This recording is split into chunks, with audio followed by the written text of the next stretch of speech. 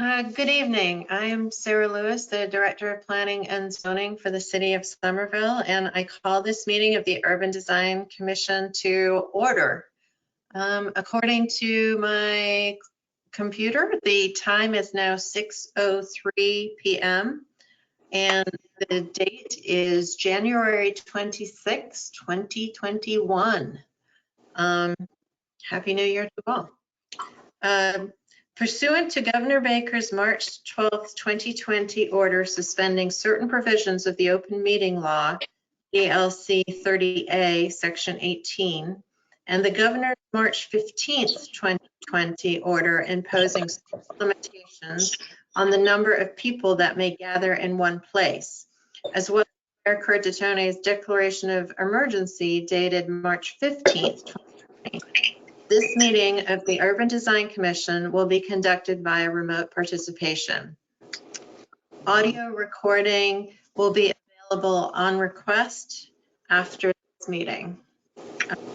Of the Urban Design Commission present this evening are myself, representing my co-chair Luisa Oliveira is Courtney Kirk, Frank Valdez, Deborah Fennick, and Andrew Arbaugh. And we are also extremely pleased to introduce two members to the committee, Heidi Cron and Tim Talon. So Heidi, would you like to do a short introduction? Sure. First of all, thank you for having me. It's been an interesting process and I'm really, really glad to be here. My name is Heidi Cron. I'm a resident of Somerville for the better part of the last 25 years. And I'm really excited to be in this position to be able to influence positive change in my city. I'm a trained architect and have worked in my career both as an architect and interior designer, with most of it working in retail food service and food spaces internationally and also domestically. And so that is me in a nutshell. Well, welcome. We're glad to have you on board. And Tim. Well, thank you. It's a pleasure to be here as well. I lived in Somerville for, I think, the last 15 years. I live in Union Square with my wife and two sons. I'm a project manager and senior designer with Elkis Manfredi Architects. And I've also been active in several city planning processes throughout the years. I'm looking forward and particularly enthused about the Urban Design Commission's focus on the public realm. Great. Well, thank you. We are so glad to have you here. The agenda for this evening is our first is approval of meeting minutes. As far as the first two items. Sarah, did I send those out? If I forgot to include them in the packet, then we can't approve them. Yeah, I was just pausing. I don't remember seeing them. You did not send them. Okay, and we can put that on the table until next time and we'll approve them next time.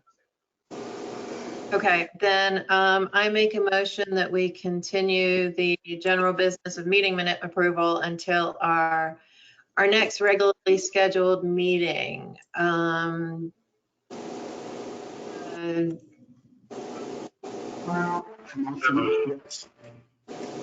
Seconded by Andrew. Is that what I heard? All right, roll call vote. I'm going to do an order that I see you on the screen. Andrew. I think that was an aye. I didn't hear you. Okay. Yes. Deborah. Yes. Frank. Yes. Tim. And Heidi. Yes. Okay. All right. So moving forward, I am going to hand the reins over to Dan. At the moment, we need to approve some rules and regulations prior to approving one of the projects this evening. So I'm going to let Dan explain that. Hello, everyone. Dan Bartman, Senior Planner with the Public Planning and Zoning Division.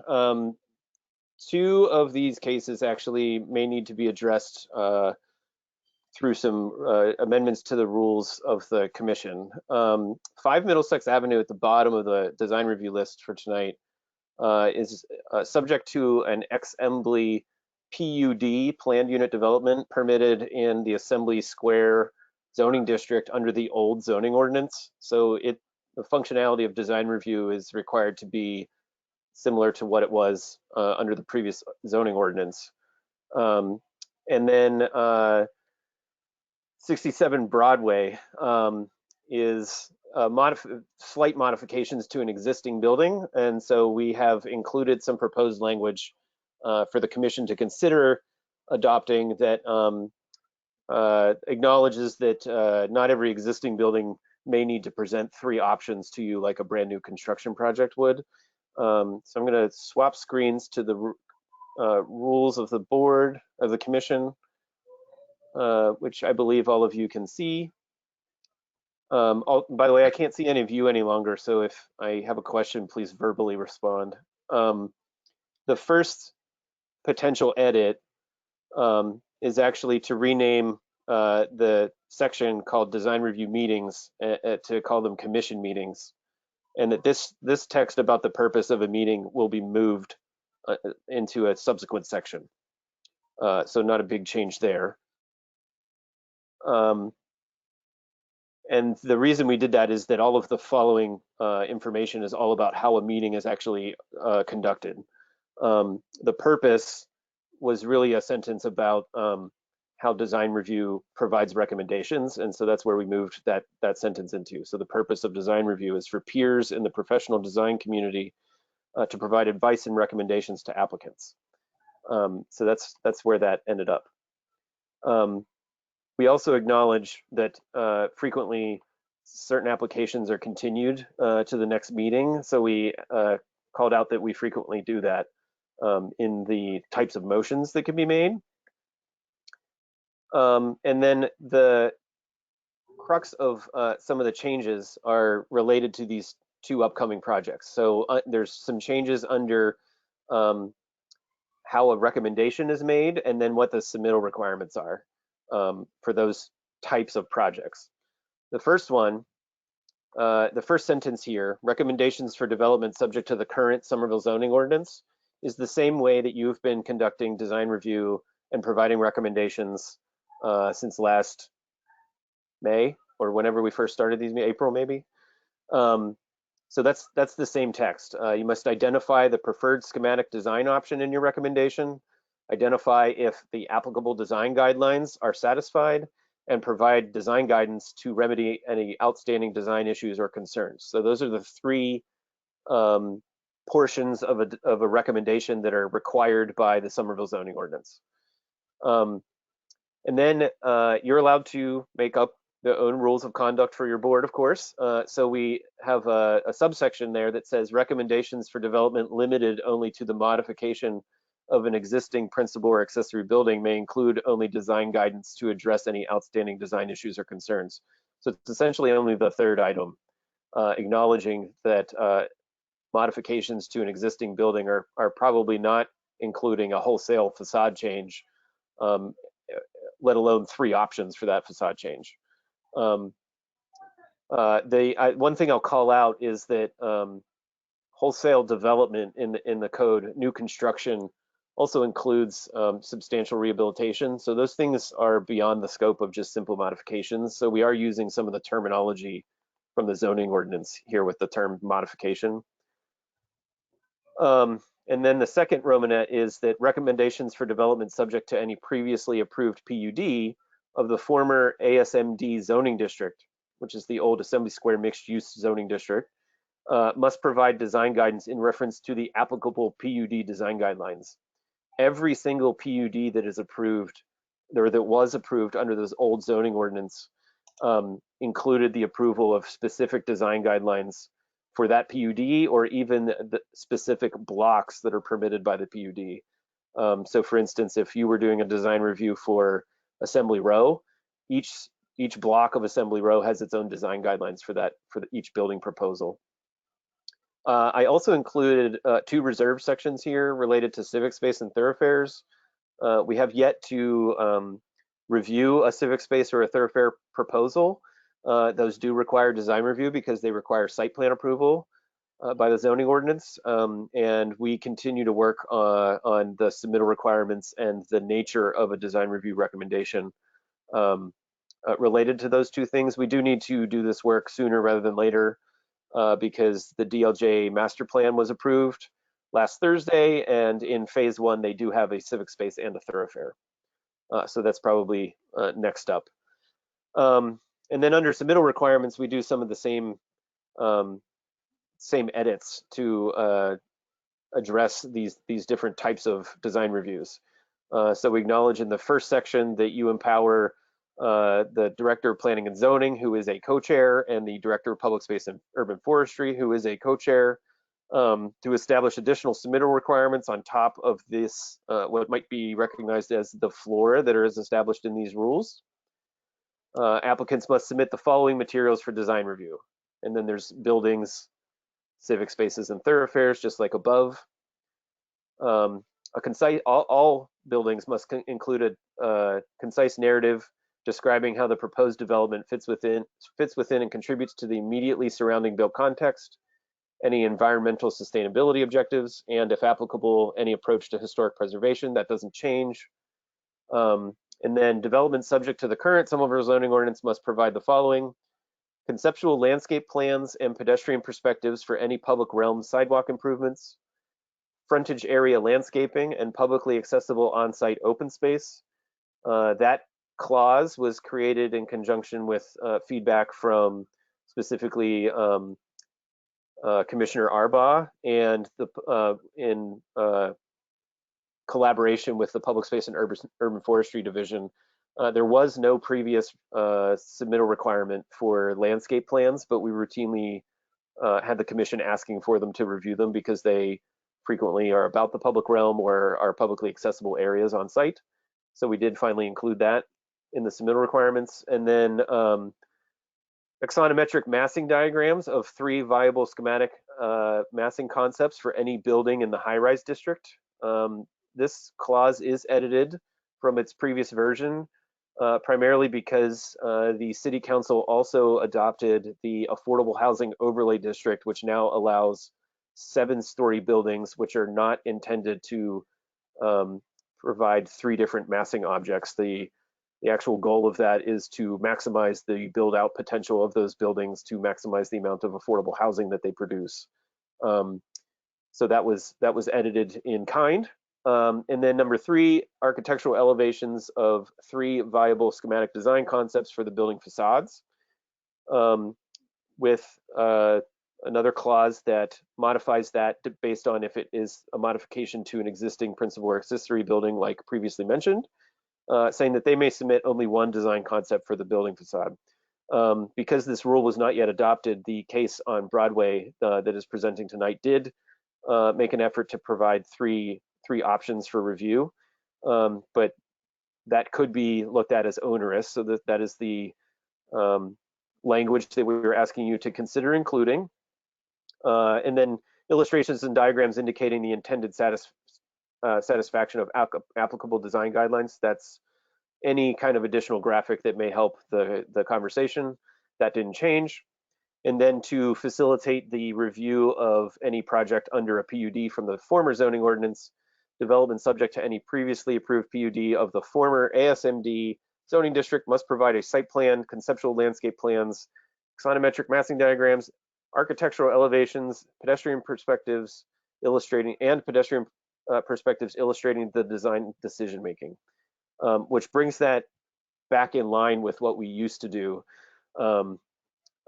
which was a design review not based on providing recommendations for a building that is in its evolutionary process, but more providing final design changes that are wanted to be incorporated into the project. So Frank and Deborah and Andrew you'll recall doing some of this type of work under the previous zoning ordinance. And so that's what that is directly referencing. These were distributed previously to the commission members for your review, so I won't leave them up on the screen, and they can be adopted by a motion to make any or all of those changes based on where the commission lands. And Sarah, I'll give it back to you. Okay. Is there, before I call for a motion, is there any discussion necessary? Or anybody have any comments, concerns? Hearing none, I am going to call for a motion. I motion to accept the rules proposed. The rules as And I second the motion. All right, roll call vote. Deborah, Yes.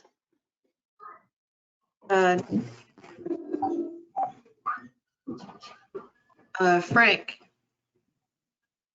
Yes. Tim, Yes. Heidi, Yes. and we have unanimous. So we have new rules and regulations and can proceed this evening. All right, thank you. All right, so Dan, I don't have the agenda in front of me. Which project will we take first?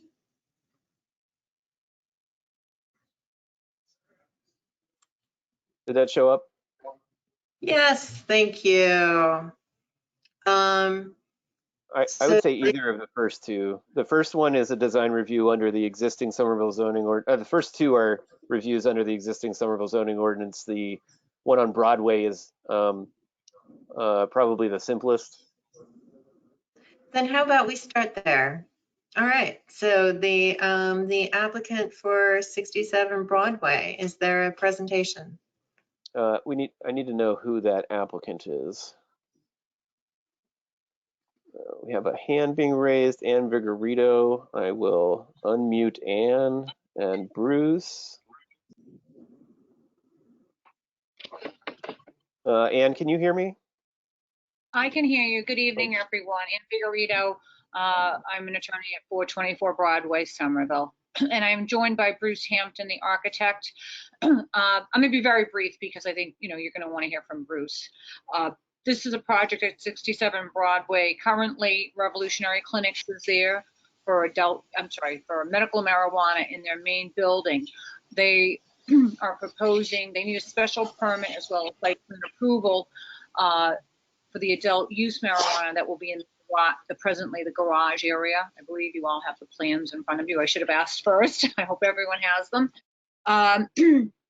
So I do have Bruce here. He can discuss the plans with you because this is just relative to the garage portion for the adult use marijuana retail facility. And would Bruce like to present? Yes, Bruce will present. Yes, Okay, Bruce, I'm making you a presenter right now. thank you. I'll see if I, Is it possible to see the presenters?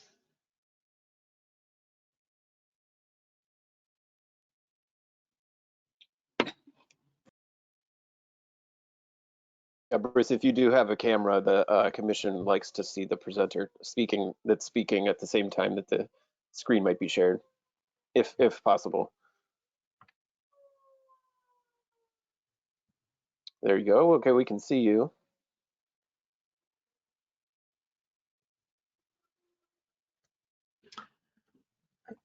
And we don't have audio. Connect. yeah. There you go. Can you hear me now?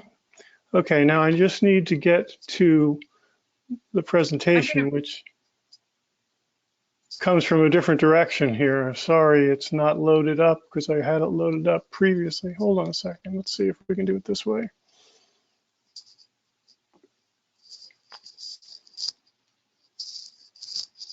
Let me know if you're seeing that. Are you seeing my screen? It says paused. While you're loading that, Bruce, I know we Okay. just did it, but just reminding the commission that no vote is needed on the design guidelines. Your recommendation is now allowed to just have guidance on any issues related to the specific design presented.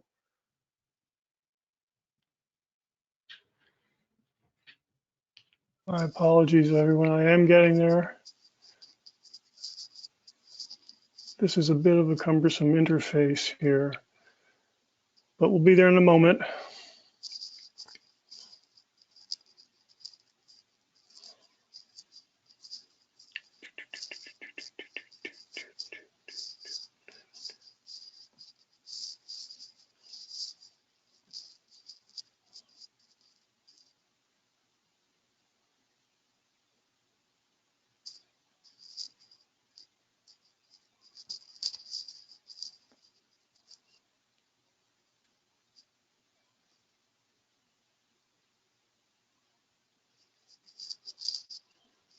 Are we getting something now? Are you getting a screen? Yes, yep, that's There we working. go. Sorry about that. I had it No all set worries. up a whole nother way of doing it, and but here we are, thankfully. Well, hello, everybody, and thank you for this honor of being the first one to kick off under some new rules here. I'm glad to be labeled a simple one for you guys. It sounds like you have a robust agenda this evening. So 67 Broadway in Somerville, as Ann has told you, has been a medical marijuana facility for the last 3 years. We were engaged, Health and Hampton Architects engaged by Revolutionary Clinics about 5 years ago to start designing for Somerville.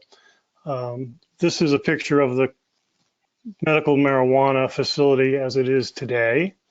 You can see to the left-hand side of the image, you see a little peek of the old garage that we're talking about today. For those of you who don't know the history of the building, the building was a funeral home, turn of the last century. It had some interesting embalming pumps and lifts in the basement. Most recently, it was used as a chiropractor's office and sports medicine facility when Revolutionary Clinics took it over. So this proposal, let me move on. You don't need the narration. We'll go to the site plan. This proposal simply takes the back section of the built property where the garages are and converts those garages to retail space. It adds 5 point of sales positions. I do have a floor plan if you need to see it later. So it's adding for adult use the retail fit out of the garage. The front portion at the lower right of your screen, the front portion was the medical facility that's been running for 3 years now. In the last go round for approval for the special permit for the medical facility, we went through the effort of landscaping according to the green score. We did quite well. So I show the existing plan, though the difference between the existing plan and the new plan is simply the striping of the parking. That's the only thing that's changed in the 2 plans. We can come back to this any moment, anytime we want. So there are 2 images. The existing garage is a 5-bay garage. Currently, even with the use of the medical facility, it's only been used as storage. It's not been used as anything related to the operation except for storage. The new proposed design simply honors the openings that were there originally, trying to keep somewhat historic. but changing those overhead doors into storefront glass. The rest of the scope for the project is really pretty simple. It is, redoing the flooring, doing the overhead doors, painting, insulating both the walls and the roof, new lighting and security cameras, and basically the restriping, as I said, of the parking lot. There's one added, as you can see, the Revolutionary Clinics signage has been added, both horizontally to identify, that's actually covering, that's the wall of the bicycle storage. You'll see that in the plan. And then there's the logo, the Revolutionary logo that is replacing the K. It's covering the K that's in the original stucco there. And though it was not a particularly onerous task, we did do 3 alternatives to consider, and I'd be happy to discuss with this group of professionals what they like and what they don't like to see here. But I took the opportunity to take a look at the elevations one more time, decided alternate 2 should be a realignment of the transom line that carries across at the head height of the doors. I'll zip back here. As you can see on the right hand image, we had simply taken a 9 square grid originally. So that's alternate 2. Alternate 3 was taking a look at recoloring the stucco to emphasize the structural pilasters of the building. So that was another take on an alternative that we might easily consider. Alternate 4 is essentially doing both of those things.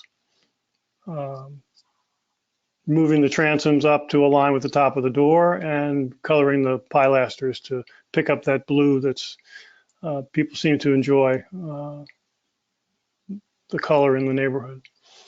So that's the presentation that we pulled up.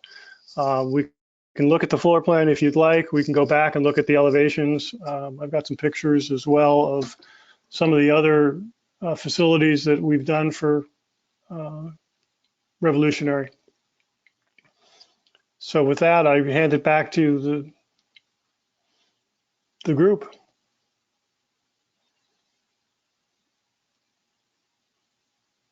Attorney Vigorito, once again, I mean, if there are any, this is Bruce's first time here at the UDC in Somerville. I did tell him that, he should present and that, the group as a whole would ask, specific questions. So at this time, whatever questions, concerns, please. Bruce, can you go to a site plan showing the parking and entire building? I'm sorry, I'm having a very hard time understanding the question. Sorry, I can't hear it. Can you go to a site plan? Sure.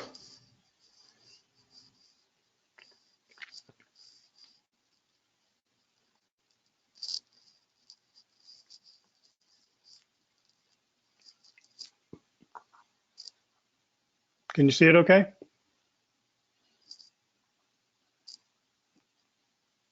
Yes. Are there any curb cuts from Pennsylvania Avenue into it or no? I'm sorry, it came through completely garbled. So, are there any curb cuts coming from Pennsylvania Avenue? No, we eliminated the one curb cut that was there that came out of the meetings, the community meetings and the special permit process last time back in 2015 or 16. There was a curb cut, as you can see. I don't know if you can, right across from the word Pennsylvania Avenue. We filled that in. Yeah. I guess I can jump in. I previously lived just off of Pennsylvania Avenue, so I'm very familiar with walking past this site. I commend you guys for the work that you guys did on the original building. It was not in great condition when you guys started, and it looks much nicer now. And I'm happy to see that as the building is expanding, you guys are going to take advantage of that garage and put some love into that. That said, the concerns that I have are more site plan related. The site plan as it's existing is really set up for that building as a garage. And effectively we're shifting the main entry to a location at the far back of the site. And my concern is that we're not providing any real definitive and noted pedestrian access way from the road to that entry. Currently a pedestrian, it looks like, would have to kind of go up the vehicular way, cut across a loading area, cut past some accessible parking spaces, and end up at an entry that's not differentiated in any way in terms of the ground plane. It's not labeled a parking spot, but it de facto is going to become one because it's just asphalt.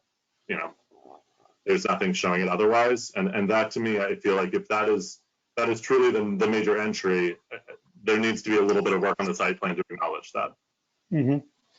Understood. It's one of two entrances. What I didn't really talk about was what's unique about this particular dispensary, as opposed to many of the others that I've worked on, is that we have an opportunity here of actually two separate functions. The medical marijuana patients will still use the front portion of this building. The adult use. The adult use will be at the rear, so it's not the main entrance. But it will be the main entrance for the recreational, which I think— For that piece, yes, that's true. I think one could assume would probably draw a larger population than perhaps the medicinal. The other thing that the plan is not currently showing, the plan is shifting the entry, pretty close to the adjacent residential. It would be great if there was a little bit more effective screening. I think right now there's just some sort of lattice that's been sort of propped up against that line. And the plan is also not showing the placement of the dumpsters and the trash cans, which are also just sort of propped up against that adjacent fence line. I just think the site plan itself needs to be amended to acknowledge the fact that this is a it's a big change in use from a garage that's not really being used. Understood. The other thing that this site plan is, it is 3 years old. I can say as a neighbor to this, the landscape has not been very well maintained in those 3 years. The landscape space that's currently shown between parking space 1 and Broadway blew out completely, and it's just sort of a mud area. And I would hope that as a good neighbor, as you guys are expanding, I would hope that some care goes back into that landscape. Pretty regularly, the mulch blows out onto Pennsylvania Avenue, and it looks like trash from Pennsylvania Avenue a lot of the times. There's often weeds that are up to thigh height in the grass strip, which is the responsibility of the applicant to maintain, but has not been maintained very well over the course of the past 3 years.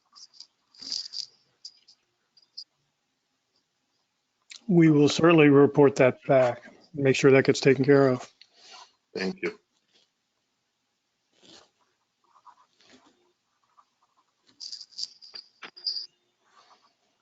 This is Attorney. I'm making notes on this, and we will obviously discuss this. Apologies, I had no idea about the landscape issue and the weeds, but we will definitely bring this up at a meeting with the people from Revolutionary Clinics. Thank you, appreciate it. No problem. Thank you for letting us know.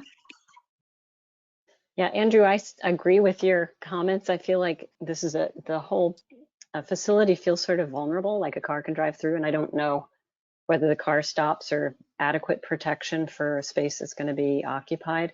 And also agree that there should be some safe and intuitive path to the main door, you know, is, I don't know, I think the loading, is that into the bike space? Is that the idea, Yes, Bruce?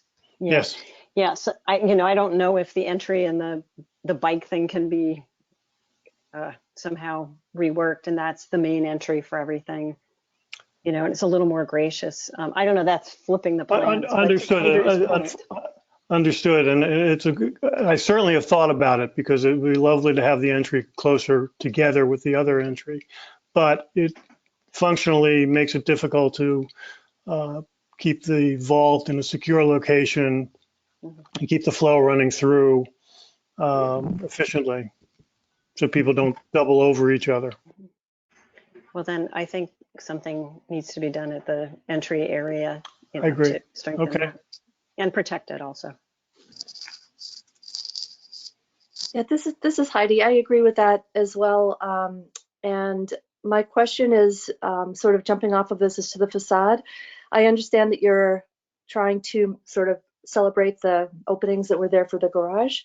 I'm wondering what the purpose of the storefront is in terms of visibility into the space, and whether it's meant to be visible from outside or whether it's simply meant to bring light to the inside, and if it's going to be filmed or something in some way or fritted, and if there was any consideration made to have a more of an approach of continuing the language from the main house to the garage, or if it was more of a decision to sort of keep the garage language in renovating that space.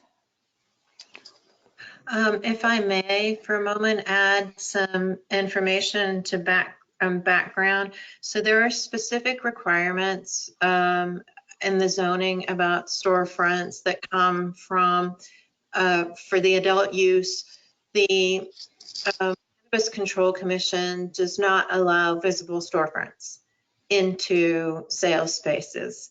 I was wondering. In order to provide, rather than just filmed glass, some sort of opaque, the zoning requires there to be a depth of, I think it is, believe it is 4 feet, to provide for a display area at those storefronts. So that will be something that is reviewed in detail as the project moves forward. So hopefully that helps a little bit of background. Sorry, Bruce, I'll let you answer. It's a topic of discussion without a doubt. We know we just last did this in Cambridge, creating that clear storefront looking back against a display wall. This is obviously a smaller project with a very small footprint. We don't really want to lose that kind of space to non-useful space. So we are in discussion in our licensing discussion with the CCC, and I don't want to speak, I'm the architect, I'm not representing the company except in the design results, that we are anticipating a discussion with the CCC about whether or not, as long as there's no visible product displayed that can be seen from the public way, that we feel that we can honor the Somerville zoning requirement that wants clear glass. And so that's our intention. Bruce, one of the questions that I had, and I agree with my colleagues in what they said, Andrew and Deborah, when they were talking about the pedestrian experience towards the second facility. But I'm sorry, I'm going to have to ask you to repeat the question again because I'm not hearing it. Frank, I'll translate. He said he agrees with his colleagues related to the pedestrian access to the new main entrance. But my question is, if my understanding of these facilities is correct, the loading in the back, this is a cash operation, correct? And there's a very secure way that this loading and unloading the cash and the delivery of the product happens. And all that is happening in the back, in the loading area. Doesn't that seem to be in conflict as well with what would be the main entrance to this new facility? Bruce, did you get that? I can. Well, I think, let me paraphrase and then let's see if I got it. He was talking about the fact that it was a cash business and that loading of product and of cash would happen at the back of the building. And wouldn't that be a conflict with the entryway? I think my answer to that, and I'll see if this is addressing the subject, is that loading and cash are not done typically during patient hours. So there shouldn't be any conflict between patients, clients, and the loading function.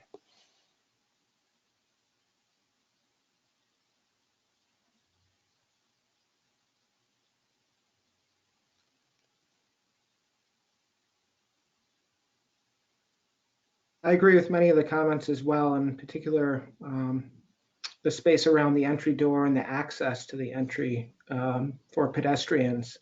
I'm wondering if you've given any thought to wayfinding and signage that would distinguish between the two uses of the building, the medicinal side and the recreational side for pedestrians. And then I wonder if, perhaps if there was a more clearly demarcated pedestrian route, if that's something that could help with wayfinding as well.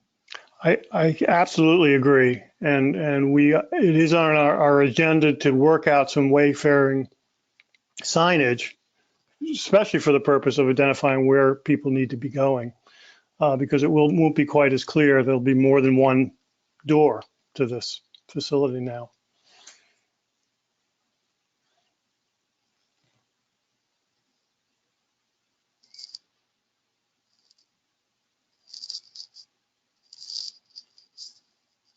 I guess related to that, I was thinking of the elevation that you had up, and maybe you can go back to that.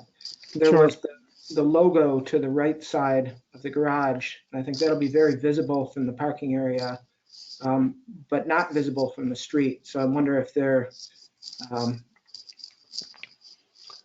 at the entry, if there needs to be. Well, there is, I'm sorry to interrupt, but yes, there is very decent, the same scale, I believe, as this signage happens on the front of the building and on the corner facing Pennsylvania and Broadway is also another Revolutionary Clinics. We didn't want to overdo it. I think we did a good job of scaling that signage to the neighborhood and to the scale of the building. It's very readable. People don't seem to have any problem seeing it. What we're looking at here in this image is from Pennsylvania Avenue, which, as everybody knows, is a fairly tight little lane. It's not a high-speed thoroughfare. It's not anything close to Broadway.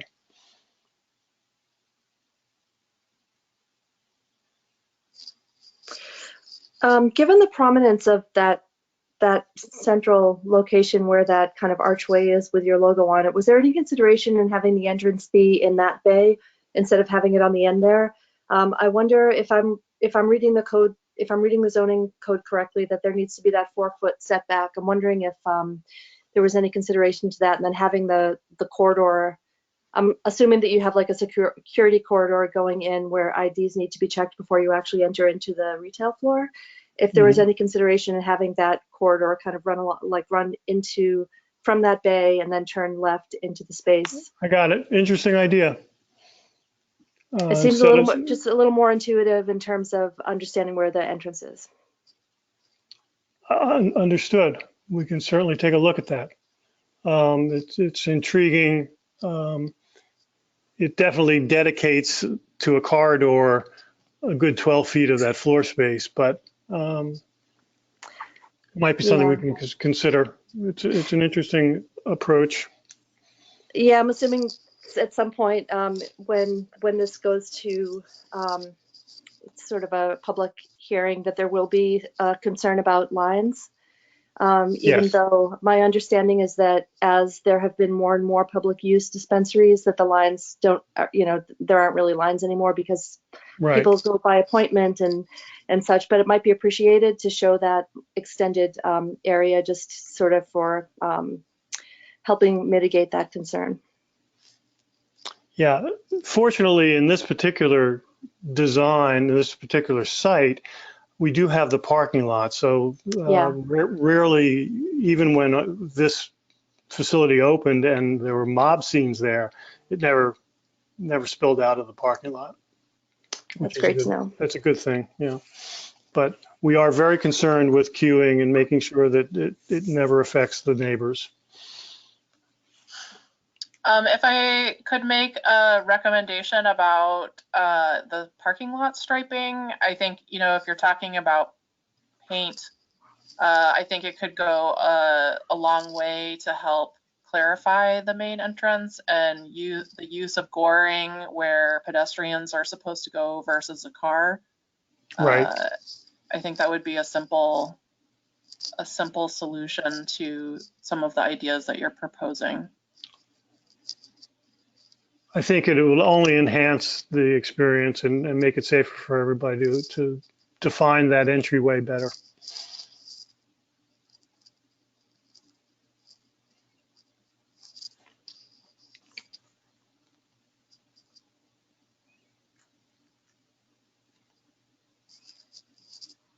Okay, do we have any other comments? And at this point, what is the will of the commission?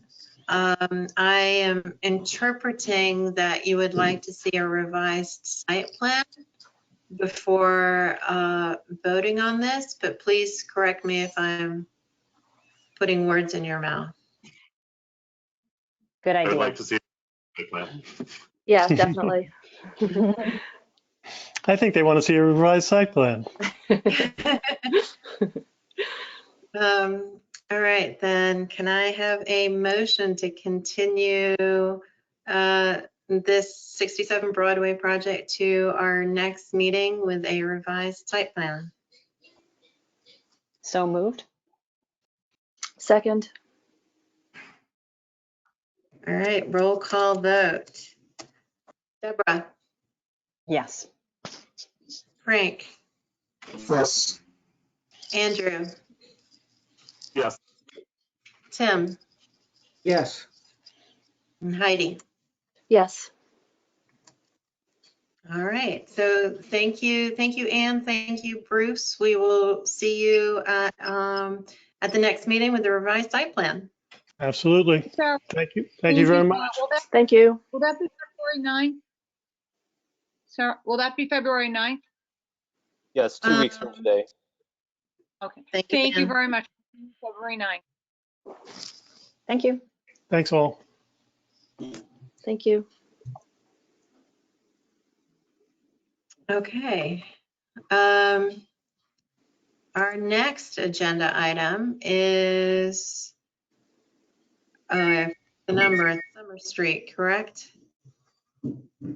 Help me, Dan. One moment, please. The next one is 73 Summer Street. This is a full review under the zoning ordinance. Requires a recommended option, confirmation that the design guidelines are complete, and any outstanding design guidance modifications. And I have the oh, I see them here.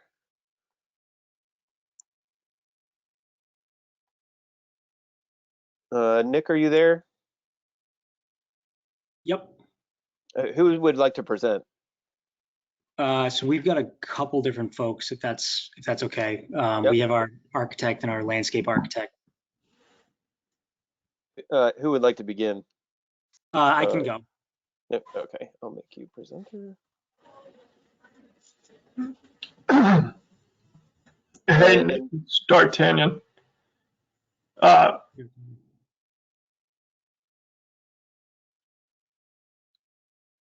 Do we have everybody on, Ryan and Natalie? Yeah. And Ryan Sprague and D'Artagnan as well. All right. I've unmuted all of you. Please, mute yourselves when you're not speaking, please. And we can see your screen, but not your video. The commission enjoys being able to see who's speaking if you could. Thank you. All right. So thank you, everybody. I'm Nick Oganowski of Trax Development. We're here tonight to present 73 Summer Street. We're very excited about the design. It's currently, the site is currently a abandoned old gas station at the corner of School and Summer Streets in the Spring Hill neighborhood. We have owned the site for, I think, 13 or 14 years. And we're very excited after the new zoning is passed to bring the site back to life. We've been through a few different design iterations at this point, and we just most recently had our first neighborhood meeting. And we've taken a lot of feedback, and we've arrived at the current proposal that we have now.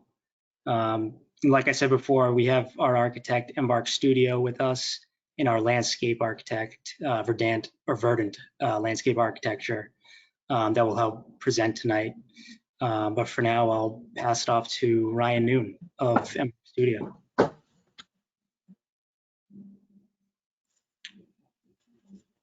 So I'm not sure that Noon, are you on? Are you muted? Sorry about that. I unmuted the wrong Ryan. No problem. Yes, Ryan, would you? I'm also going to speak at some point. I'm Ryan Sprague. I'm also with Embark. Okay, and this is D'Artagnan from Embark as well. Are we staying with this screen, or are we having a different presenter? No, I think, Nick, your notes, do you mind swapping to the PDF, or would you like us to? Yeah, I can do it. You guys see my screen? Yeah, and then do you mind going to view full screen? Actually, sorry to jump in. Ryan Noon, would it be easier for you to share? Yes, I'm just not seeing that capability on my end. One moment. Oh, I just stopped sharing. Maybe that'll work.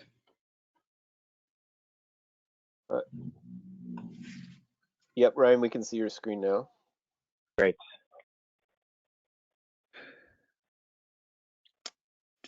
Sorry, I'm just going to the beginning here. Bear with me. That's fine. While you're doing that, can someone? I'm sorry, I haven't used this before, so I don't know how to get my camera setting to pop up, so I can show my face while I'm talking. Any guidance on that would be great.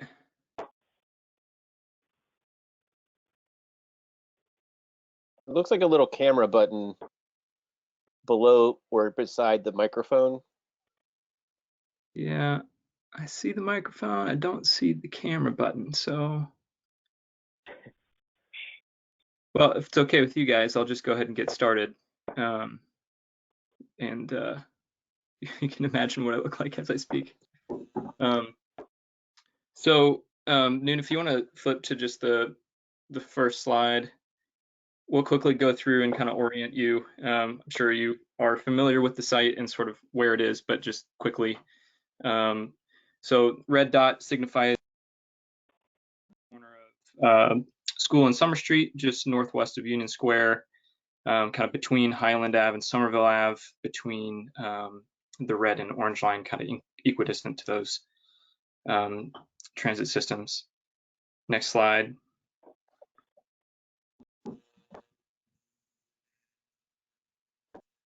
So one of the things that's going on right now is the extension of the Green Line and the introduction of new T-stops to the immediate vicinity. So just to the north, Gilman Square, to the south, Union Square, and Somerville Station to the east.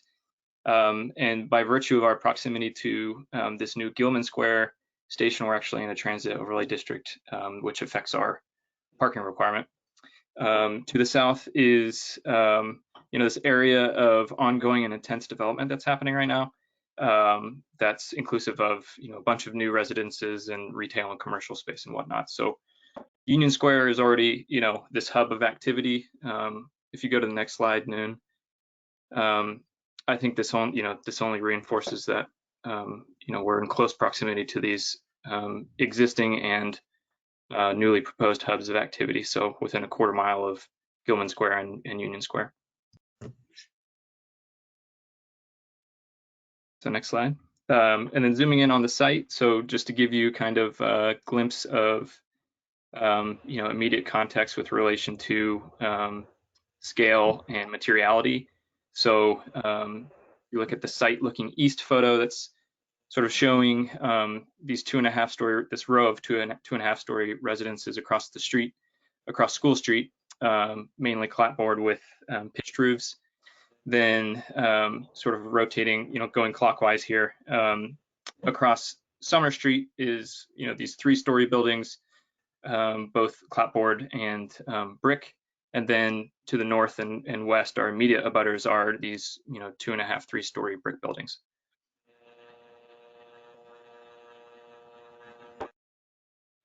This graphic just kind of giving you an understanding of the zoning in the immediate area. So we're an MR3 mid-rise lot, and we're sort of surrounded by mainly MR3 urban residential parcel types, with the exception of kind of right across School Street. We do have some exposure to these smaller scale neighborhood residential parcel types. Hi, everyone. This is Ryan Noon, also with Embark. Just in terms of a zoning summary for this project. So again, as a reminder, we're in the MR3 subdistrict. The lot area is 14,573 square feet. We are intending on being fully zoning compliant with the Somerville zoning. We're proposing a 3-story building with a height of 37 feet 10 inches, 27 total dwelling units for rent. Our green score is calculated out to 0.29, and that will be further presented by Natalie of Verdant. And we are proposing 18 parking spaces, 2 of which are ADA accessible and 7 total that are EV ready. In terms of the front yard and side yard setbacks and lot coverage, we'll get at that in slides to follow. Yeah, so my camera option popped up, so I'm good to go now. So we did a series of these zoning diagrams and massing diagrams to sort of walk you through kind of how we got to where we got with our major massing moves, and sort of how the metrics involved in the zoning sort of guided that process. So we do have 2 front yards and 2 side yards. Along our front lot lines were required to be set back 2 feet, and we are set back either 3 or 4 feet. 3 feet along School Street, 4 feet along Summer Street. And we don't actually have a side yard requirement, but we are pushed back 3.5 and 5 feet from those 2 side lot lines. So that ends up yielding a lot coverage of around 83%, which is lower than what we're allowed, which is 90%. Yeah, and just jumping in quickly in terms of wayfinding. So where I'm highlighting right now, where the letter A is, this is School Street, and B is the Summer Street facade, just so everyone's clear. This is the intersection of both School and Summer Street. Thanks for that. So that proposed footprint, we, from there just extruded it up 5 feet 10 inches to create our living level base for the first level of dwelling units. That came straight from code, to address issues of privacy and utilization of windows for ventilation and daylighting and whatnot. Then we extruded all the way up to our allowable 38 feet. Actually, we're a couple inches under that, 37 feet 10 inches for our building height, which yields 3 stories at 10 foot 8 inches each.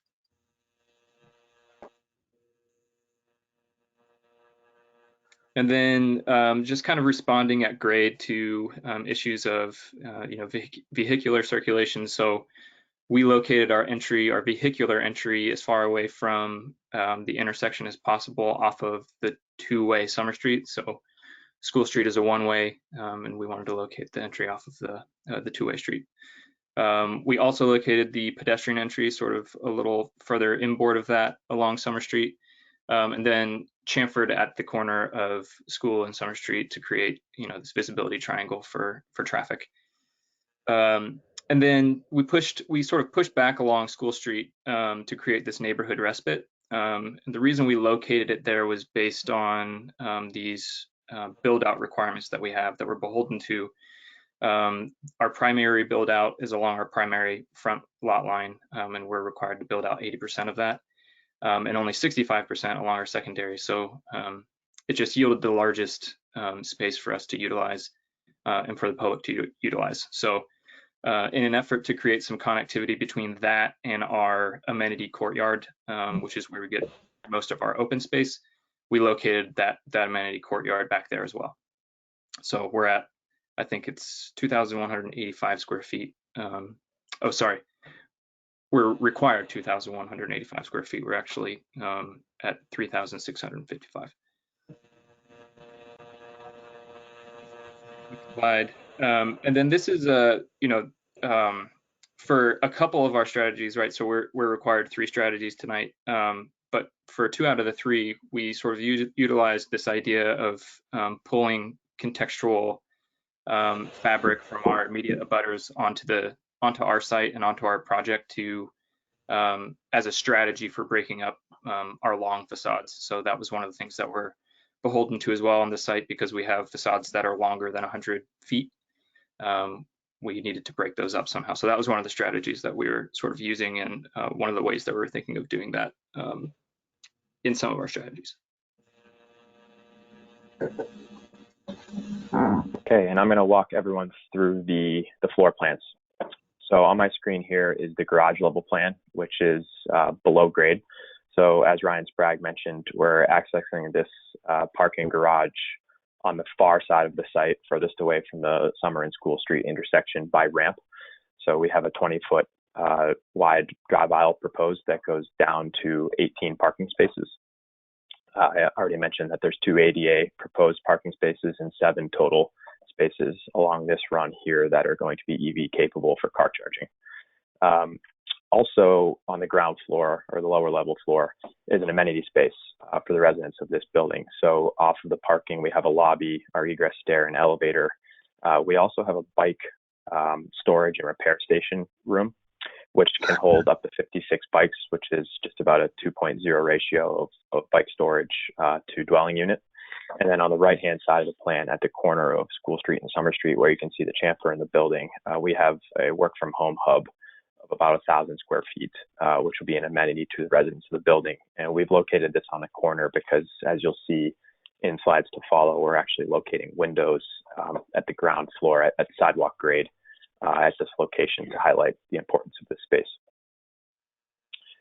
So in terms of the first floor, so this is, call this ground level.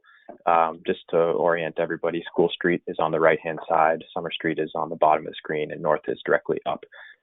So our ground floor lobby, we're creating this flush with grade, so elevation 0, 0. Ryan Sprague just previously mentioned that everything else is up at an elevation of 5'10", elevated from the street. So the pedestrian entry is located about midway down our facade on Summer Street, and the vehicular entry, as we just mentioned, is located furthest away from the intersection.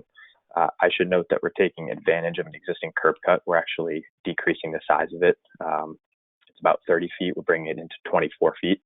And we are also, as part of this proposal, we're closing up 3 other curb cuts that exist on the site, so that they're hard to see on the screen. But there's one around here on Summer Street, and there's 2 actually up School Street. Because it's a previous gas station use, there was a lot of curb cuts. So we're able to clean that up. Just moving our way around the plan, at the top here, this is the amenity courtyard, which is an amenity open space, green space for the residents of the building only. We have an egress set of stairs and ramp to lead one from the amenity courtyard down to grade. and the neighborhood respite spot, which Ryan Sprague spoke about, which is an indentation of about 15 feet by 30 feet long, 31 feet long, excuse me, at the top corner of our plan, which is really open to the public. We're going to have it beautifully landscaped, which Natalie will speak to, a public bench and a few public bike racks and a bike fix-it station. In terms of within the building itself, we're proposing 27 units. They're mixed between studios, 1 bedrooms, 2 bedrooms, and 3 bedrooms. And we have 9 units per floor plate. So the second floor plan here. So again, we have 9 units per plate. Really, we have a conventional double loaded corridor setup. So units on either side of the centrally located corridor. Again, mixture of studios, 1s, 2s, and 3s. So the corner bedroom typically is our 3 bedroom in the schemes that follow. The third floor plan is very much a copy of the floors above. You'll start to see the bays activate and deactivate as we go up and down in height. And we'll see that in the 3D views and elevations that we're going to share. In terms of the roof plans, so of note, we're going to centrally locate our condensing units and HVAC equipment along with the elevator overrun. And we're proposing to do an acoustic screen around the barrier of those units just to contain noise.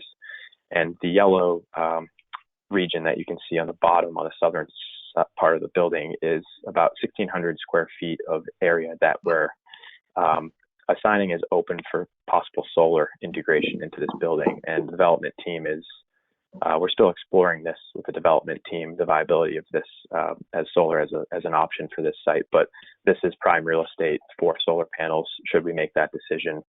And I should also note that structurally speaking, we will have the roof trusses for this building designed to account for this load should we make that decision. And I failed to mention, but this is a flat roof building, and you'll see that in the proposed elevations. So in terms of the building statistics and breakdown, we have every unit broken down on the left here. I'll just cut to the chase though. So again, 27 units in summary. Studios, we have a count of 3. 1 bedrooms, we have 6, and 2 bedrooms, we have 16, and 3 bedrooms, we have 2. So we're basically at 60% 2 bedrooms for this proposal. And overall gross square footage, everything all in, including the garage, we're at 40,000 square feet, just about. And when we deduct mechanical space, garage, utility space, things of that nature, we're just a hair below 32,000 gross square feet. Now I'm going to turn this over to Natalie from Verdant, who's our landscape architect, who's going to walk through the site strategy and the intricacies of the green score and how that was calculated. Great. Thanks, Ryan. Members of the board, I'm Natalie Adams. I'm a registered landscape architect with Verdant Landscape Architecture. The plan you're looking at right now is the landscape plan. Just to start clockwise, we're going to start, I call it the School Street Bike Parklet. As you heard earlier, it's 15 feet by 31 feet. And then continuing down Summer Street, where the main lobby is, note the pervious paving there, and can continue around clockwise the drive entry, and then up the side yard. It's this property line will be fenced. You can't really see the fence line there, but we're going to have a fence. We typically use like a closed board fence. But, you know, the neighbors can weigh in on that too, you know, if they had preferences. I also like to note the rain gardens on that side, and to continue around clockwise, the last side yard again is fenced. That's where the ADA ramp is. And then we finish up with that amenity courtyard space. And Ryan, if you could go to the next page, please. Thank you. This one's labeled L3, but we're going to go over it next. This is the roof deck materials page, and you know, it's this is on structure, so the planting beds here will be about 10 to 24 inch soil depth, depending on how we berm up the soils. And we're using pedestal wood tile pavers here, and the planting on the deck is because of the plantings only 10 to 24 inches, we're sticking with shrubs and perennials. So that's, it's going to give it a very light and open feel to this deck. Next page, please, Ryan. This page is labeled L4. It's the next in the series. This is the roof deck materials continued. Now what I want to point out here is we're showing a board form concrete wall. I'm not sure if that's the material we're going to go with, but I really like it because it has it brings a nice texture and scale to the landscape. And we're proposing a black metal safety guardrail or a cable fence for fall height safety here. And this adds again to that transparency versus it being a solid buffer to the street. We're leaving it open on purpose there. Next page, please, Ryan. This one's labeled L5. Again, it's the next in our series. This one addresses the bike parklet. We're proposing 3 bike racks. They're Somerville approved bike racks, and they will park 6 bikes. We are also proposing a bike fix-it station. And then we've got a nice edgy drifter bench by Street Life, which is very hardy for the streetscape. There's pervious pavers here. And again, now the plantings here at this parklet is a nice mix of shrubs and perennials. The tallest in the mix I was looking at today, the tallest is Ilex glabra, which is a native holly that can, start like 5 by 5. If it's really happy, it can get about 8 by 8, but it's gonna maintain, you're gonna maintain that transparency, but it's gonna offer a buffer to soften the hard edges of the architecture right there. And then we move on this next page, please, Ryan, is our green score. And this is, I'm not sure how in depth you want me to go over this. We've done the multipliers, we've drilled down on the soils and the plant varieties, and I'm happy to answer any questions. We also, with our green scores for Somerville, we do them so often that we use a little legend in the corner. And next page, please, Ryan.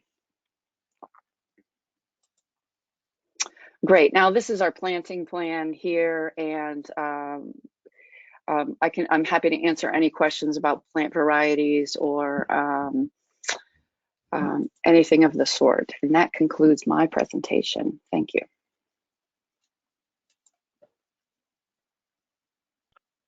Okay, I'm going to jump back in and just walk through the building section. So we have 2 building sections to share with you tonight. So the first one cuts through the vehicular ramp.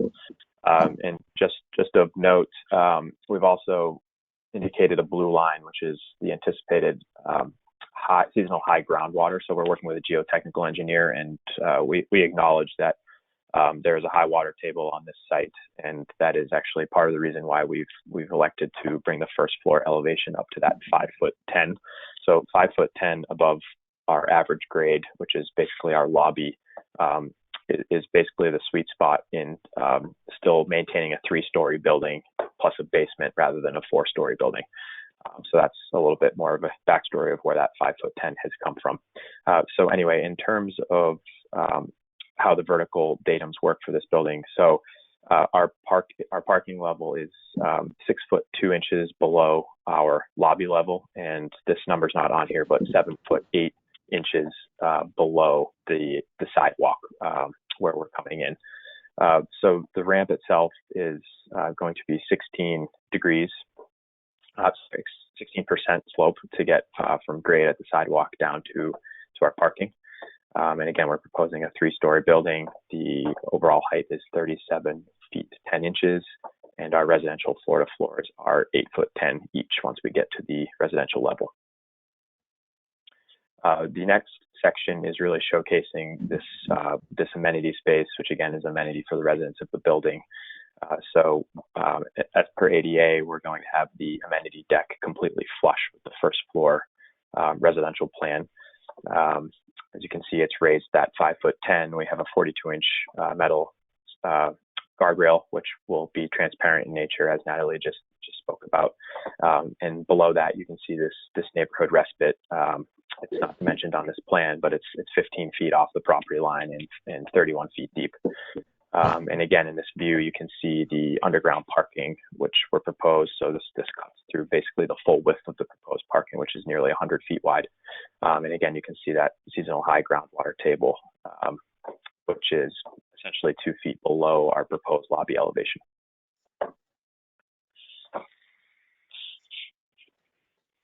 Yeah, so I'll jump back in. Here, we're just showing some of the precedents and some of the context in the area that we were drawing from, kind of to get started on some of the initial kind of ideas. You see, from a massing standpoint, 70 Summer Street and 377 Bow Street are two examples of buildings that are sort of adjusting to a street corner by chamfering at the ground level. And there are probably 2 or 3 other just along Summer Street between Summer Street and the Bow Street precedents that use that same sort of strategy around a corner. 78 Summer Street, that's right across the street from our site, I think is a great example of sort of indicating or articulating base and vertical structure using just brick detailing. And that's something that I think, we tried to sort of filter into some of our schemes. 8 through 18 Summer Street is another one. I think we were sort of drawing on issues of material proportions. So in this project, there's 2 stories of brick with a 3rd story that's sort of a darker tone, and a 2-story bay that sort of spans that material change. And so some of that character, I think, obviously kind of filters into some of our strategies and informed some of our design decisions. So from there, our first option on the next sheet, you can kind of see, it's kind of transposed from some of those ideas. So at the corner, that was kind of where we started to use this more contextual material in the brick, and started to articulate that chamfer at the 3rd story in that darker tone material. And then sort of flanking on either side to break up our long facades used a high density fiber cement, sort of on either side on both Summer Street and School Street to break up those long facades. All of the bays in this scheme are single story with decks above, to sort of, allow for some outdoor space along the street edge. I think next slide, you can see a little bit better kind of how we're trying to articulate this notion of base. So using a this dark horizontal band that starts to become a canopy feature at both of our entries, and then sort of filters through above the head of the windows at the first floor in the the high density fiber cement volume, and then in some places in the brick volume as well. It's sort of filtering through issues of vertical structural articulation. I think we were trying to achieve by kind of the detailing between the 1st and 2nd level windows. So in the lighter skin volume, you can kind of see between 1st and 2nd level windows, sort of this dark paneling that allows for that Okoskin lighter material to kind of fly by vertically and accentuate the verticality of the structure. And then that same sort of idea we achieved with just brick detailing between the windows in the brick volume, just by sort of rotating and using a soldier course there. I think one other thing to mention just quickly, and we can stay on this slide actually, is the difference in sort of cornice expression. So not only in regards to the profile of the cornice, but also the height of the parapet between the two is different in the transition between the two strategies. So this is a blown up elevation, sort of showing and highlighting transition between the facade strategies along Summer Street at the entry, the pedestrian entry. and sort of honing in on the detail at the base of each of these facades.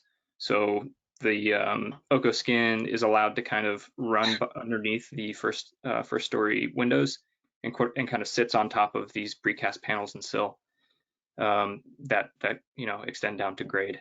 And then transitioning into the brick is more of a straight brick piers with some brick detailing infill between the piers or precast panels or basement level windows.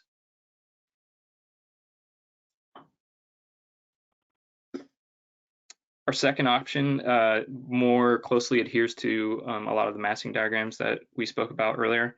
So in this strategy, we did sort of allow for the contextual material to kind of filter in on the sides of the project and kind of frame the more special corner piece. And we moved the chamfer down to the ground level to allow for better visibility across the site. Our bay strategy here is a little bit different and is more responsive to the streets. So two-story articulation or expression along Summer Street, the two-way street, and a single-story expression along the more conservatively zoned neighborhood residential street. Next slide. Just so everyone's clear, the Volvo is on Summer Street and the Audi on School Street. Correct. Awesome. So here, in thinking of indications of base, again, we're maybe a little more literal and intentional, especially in the brick volume. So using a precast band above the first level, and then sort of below that using brick detailing, this belt coursing along the first level to really try to drive home this feeling of base.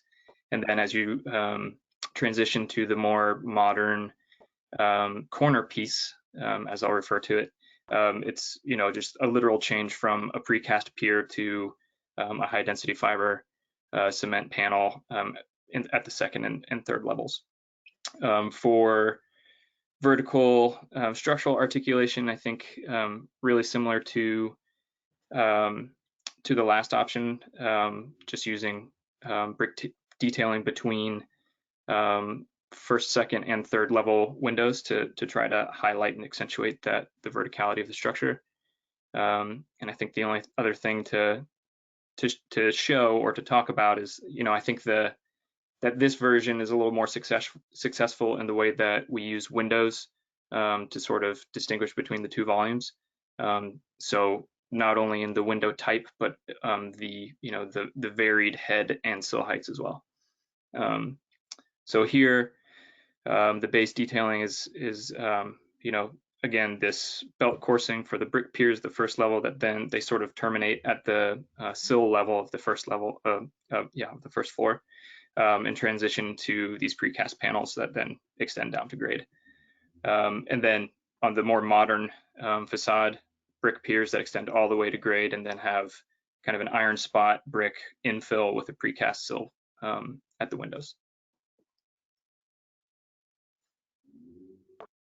And our final option, I think, is really just a second iteration of a similar idea. So using the same kind of materiality on sort of the end caps of the corner piece, with brick just detailed a little bit differently and a little bit different tone at the penthouse level, and using different windows as well, different window types.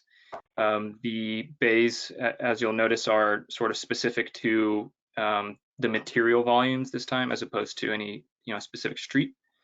So in the brick volumes, we're using a single story bay, and in the more modern corner piece, a more canted two-story bay that's, we think offers interesting views up and down School and Summer Street.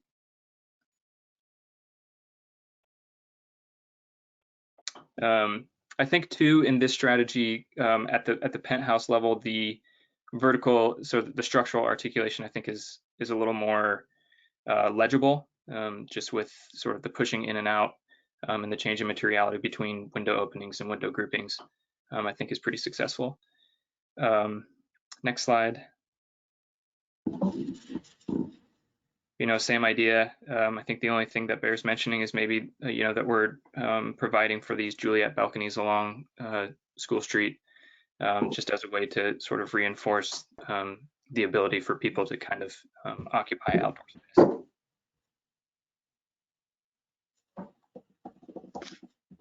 And then finally, the base condition for this option, brick piers that kind of come down below the first level sill height and sort of fly beneath first level windows, and then again sit atop this precast panel base, and then transitioning into an iron spot brick pier that has precast panel infill with brick sill.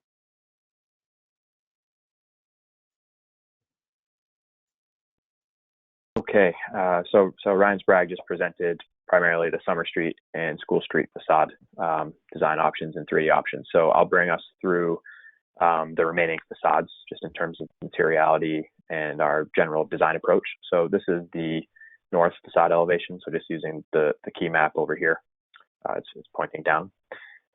So as you can see, this is that neighborhood respite that we spoke about. This is the amenity courtyard. So we're allowing that contextual brick corner to really turn the corner and wrap the corner into this node here, and then using the knuckle of the building, which is a remnant of the indentation from the amenity courtyard, to really revert back to that more modern expression that you see back on the opposite corner of the building at the intersection of School Street and Summer Street. And then again, at the primary facade facing back towards School Street, we go back to the brick, more traditional and more contextual material and expression, and we wrap the corner all the way back to a split point where we then go to a more cost-effective cladding material where we're really kind of at the back end of the site and not so publicly visible, and that's where we're proposing a switch to clapboard with fiber cement panel above, so 2 stories of clapboard and 1 story of fiber cement panel. So just continuing that theme, so we're now on the west facade, which is one of our side yards. So you can see, continuing around the corner, we have the fiber cement clapboard expression as 2 stories, and then the 1 story of high density fiber cement panel.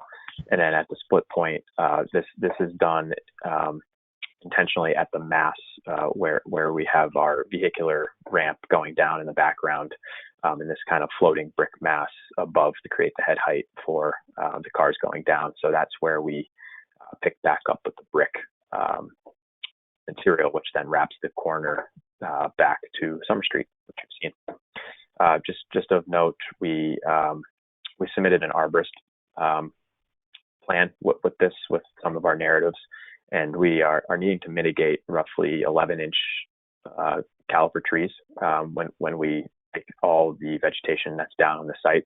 So we're making up for that with these 5 trees, which Natalie may know the technical name of, but this is where we're proposing 5 trees, and they kind of flank the building's transformer, which we're locating off of Summer Street to the left-hand side of the vehicular entry. And just to kind of conclude the presentation and the project evolution so far, if you will. So we had a pre-submittal meeting back in October, and just kind of give you the cliff notes. So we were presenting really a full design build-out, facade build-out, both on Summer Street and School Street, with full massing at 3 stories. And our amenity courtyard was tucked into the what's called the back corner of the lot. And the feedback was loud and clear that we ought to look at a different location for the courtyard in terms of light and air, and also just entertaining the public realm with our proposal. So that led us to the middle graphic, which was what we presented to the neighborhood at our first neighborhood meeting at the end of October. So this is more akin to what you see with our proposal today, where the amenity courtyard is located off of School Street. That's where we get our green space, and you can begin to see the massing breakdown as a result. And obviously what we proposed tonight is on the far right. So a lot of the same expression in terms of where the amenity courtyard is. This time around, we've added that 15-foot by 31-foot indentation for the respite spot to the neighborhood, which we're really getting back to the public realm. and really increasing the pedestrian experience along the length of our facade on School Street. And you can see the corner chamfer at the ground floor for increased traffic visibility across the intersection.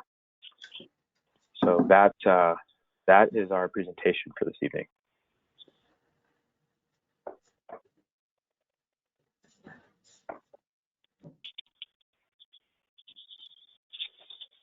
Wow, thank you.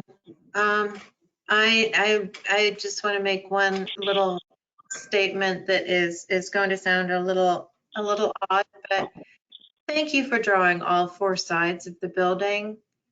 So many times we're presented with not a complete building, but only street elevations, and it is nice to know how the materials are treated as they wrap. You are welcome.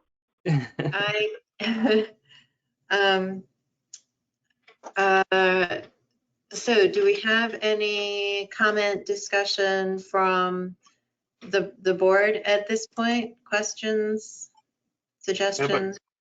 I have a question, but it's more of a question probably for staff, maybe for Dan. My understanding is that the public realm requirement for MR3 and MR4 requires that if the existing sidewalk is not 12 feet deep, that the setback be adjusted to achieve a 12-foot setback. And this is the second project we've seen that requirement's not being met. And I just wanted to understand if I'm understanding that requirement incorrectly, or if there's something that we're just sort of missing.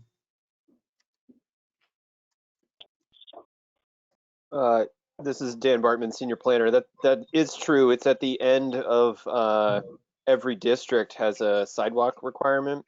I haven't reviewed this plan set. I'm not the planner assigned to it, but that's a true statement that the sidewalk's required to be 12 feet, and if it's not 12 feet, it can either be provided by setting the building back further or actually increasing the width of the sidewalk itself.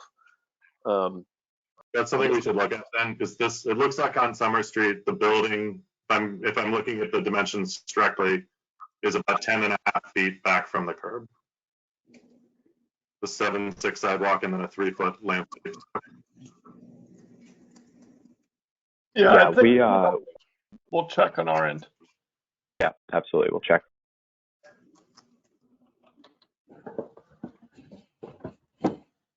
So just to be clear, that buffer could it be planted and later down the road expanded to sidewalk? Do I understand that correctly? It's required to be paved. Oh, it is. It doesn't Okay. necessarily have to be the same pavers as the sidewalk, just concrete. And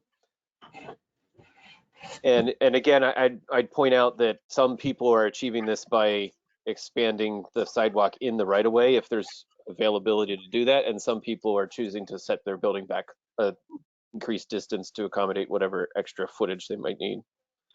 Understood. Yeah, we'll definitely take a look at that and follow up.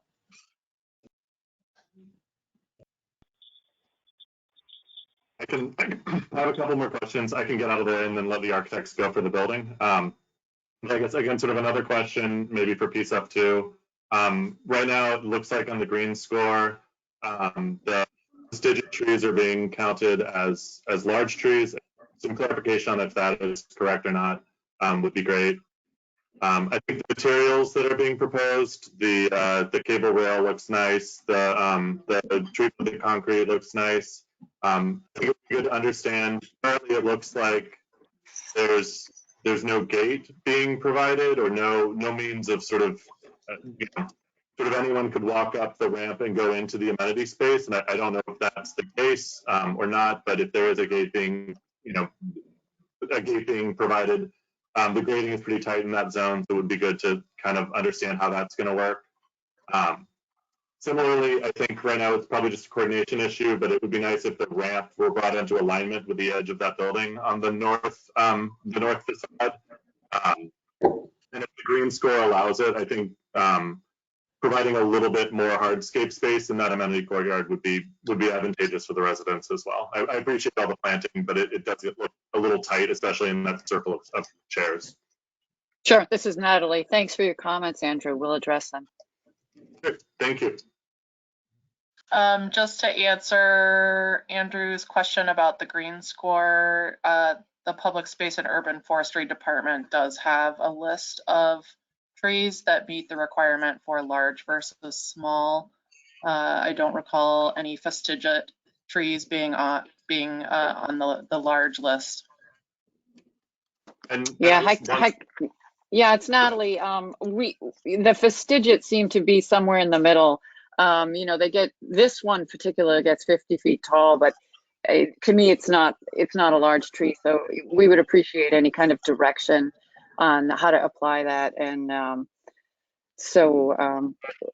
where do I get this list, Courtney? You can speak with your case planner, who can give you the green score guidebook from Public Space and Urban Forestry. Great, cool, thank you. I think the last thing too is I understand that it's sort of not part of this project, but showing where the eventual street trees will be and coordinating the landscape plan with that as well, I think would be good, because we understand that there will be street trees as part of that sidewalk at some point, especially on South Street. Okay, thank you. Andrew, and just to jump in to answer one of your more architectural questions, which is the lack or the gate on the ADA ramp. So that's graphically missing. We would have a gate that's actually locked. So our intention is that this is not an entrance to the amenity space. It's actually an egress. So the gate would swing in the direction of travel, so out over the ramp landing, and it would be locked from the inside, or excuse me, the outside, to prevent someone from getting into the amenity deck, which could be a security issue for the building residents. Yep, that's what I assumed. Awesome, thank you.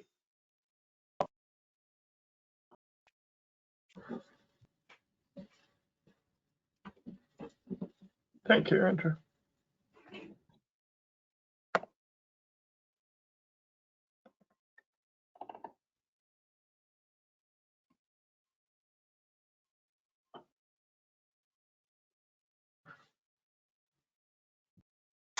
This is Heidi. I want to just to go to the building, a couple things. So from these facades, one question I have is, are we to assume that the structures that are on the rooftop with that fencing around them and the solar panels, as that becomes available, from the facades that you're showing, we're not able to see any kind of screening or anything? Is that actually the case? Or would the screens be visible from the street? That's a really good question. We haven't really detailed the height of the screen wall. I think 4 feet in height should be sufficient to cover most of the condensing units that we're proposing. So if that were the case, we can mock them up on the 3D perspective, but my hunch is that you would not see them, just given how set back they are in the roof plan, which I'll turn through now. Yeah, I know what you mean. It's like you can't actually get back far enough on the street to be able to see that far onto the roof. Yeah. Yeah, except maybe from an approach, in which case, we would just eventually want to see that material, obviously. Absolutely. Ryan, one of the questions that we always have as well is, from a mechanical systems perspective, your exhaust and your fresh air intake, what is the attitude that the project is taking? Do you have any sidewall exhaust and intake? And if that's the case, should not be reflected in the elevations? I'm going to try to paraphrase that. I heard bits and pieces. So you were talking about the mechanical equipment and any intake and exhaust louvers on the facades. So if that's the case, we can essentially plan on at least 2 to 3 sidewall penetrations per unit for intake, exhaust, and kitchen exhaust, that type of thing. So with that being said, we will try to send most of the penetrations up through the roof. If you are going to have any sidewall penetrations, I think that your elevation should show that. Sure. Yep, we'll certainly develop that further. Yeah, and I think, again, Ryan, just to add, our goal was to be able to present to this group tonight 3 strategy options, and as we hone in on one, we'll detail out the acoustical enclosure around the HVAC units, all of the sidewall penetrations. Again, I think our hope tonight is to get direction from the board I can see Deborah nodding her head because I think for us to go and put, all those penetrations without having direction from the board, we just want to make sure we hear your comments and then hone into that level of detail. But which, Frank, we certainly will do. So I'd like to comment on how clear your presentation was, and I very much appreciate the clarity of it, orientation, from, the site context, to scale buildings and thought process, coming to these three alternatives. And maybe we can talk about these alternatives now, but I'm always curious which one you all think is the strongest scheme. You don't have to tell me right now, but I just had so I think they're really interesting and different enough. I guess the second and the third have a similar strategy about sort of the corner, what you refer to as a more modern piece, having the tall base, and then the two-story expression is high, and then you seem to reverse that with the two end pieces, which make them scale them down a bit. It's a much, that the corner is larger scale. I think it's more successful in terms of scale in the third scheme, between those two, the second and the third. I'm really intrigued by the second and the third schemes. I think they're a really interesting counterpart to me. This holds together both as a single building, which it is, and we know it is, but it does. I think the intent of the 100-foot, breaking down to, read to have some legibility also as, two buildings from each one of the street facades. So I think they're very interesting. And I do think scale-wise, I think the third one, maybe it's because of the patterning in the windows, more vertical. They're more vertical. They're less sort of square.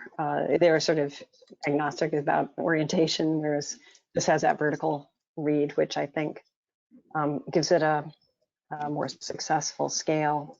So I am pretty intrigued about the third option. I'm not sure the materials. It's the one with the most interesting materials. Light, dark next to each other and things like that. But I do think that compositionally, this one's pretty successful. I have a question about, I think you're referring to it as the split point, is where materials, say, the one building meets another building. Is that coplanar, or does that have any, yeah, exactly. Does that have any detail to it, or is it a coplanar condition? Currently, it's designed as coplanar. Brad, were you just going to say something?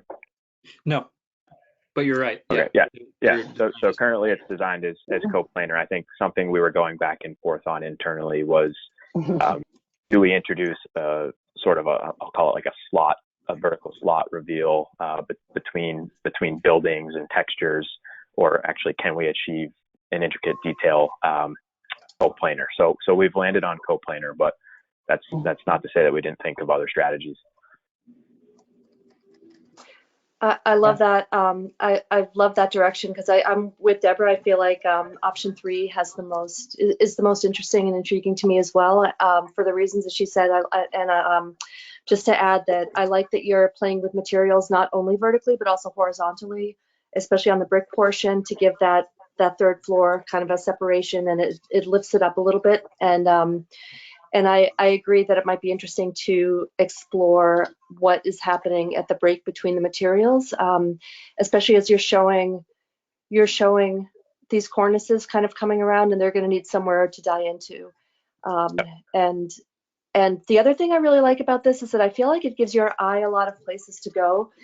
From an architect's perspective, from an interior design perspective, I think it's going to be tough to furnish those slanted bays, but I really love the way they look from the outside. I think it's a really nice and effective, and it keeps the building moving, and it also isn't really like any other residential buildings in Somerville, which I think is a big benefit of that. And I really like the brick detail.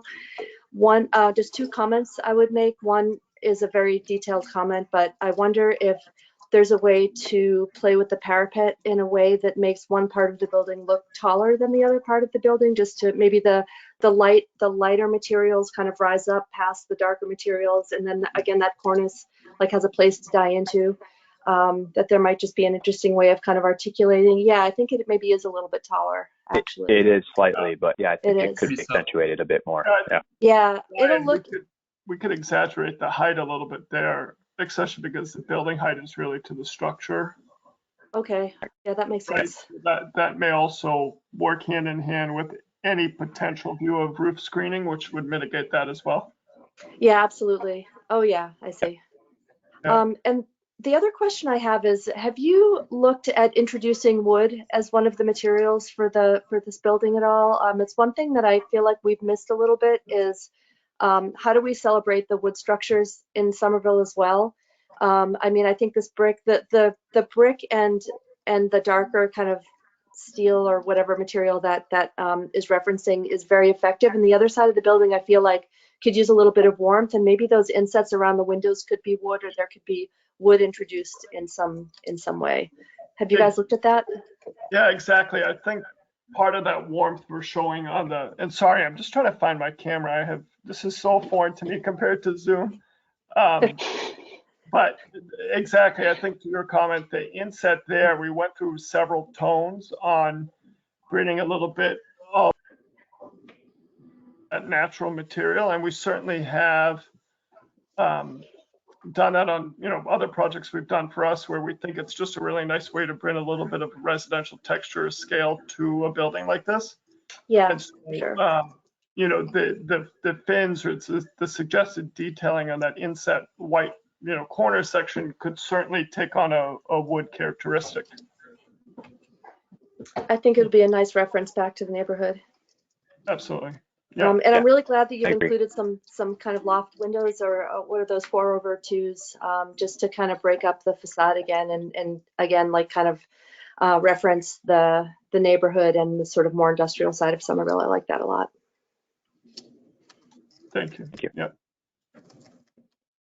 I really appreciate the presentation as well, and how you developed 3 really cohesive schemes. I think it really illustrates the merits of the approach to developing 3 options, because there's different things about each scheme that I find really interesting. Overall, on the site plan, I think you're doing a lot of things that I appreciate as well. The location of the public space along not Summer Street, it is School Street. School Street, yeah. It was interesting seeing the last drawing that you showed, showing the evolution of the process and how that came about. I think that's a great place for what you call the public respite.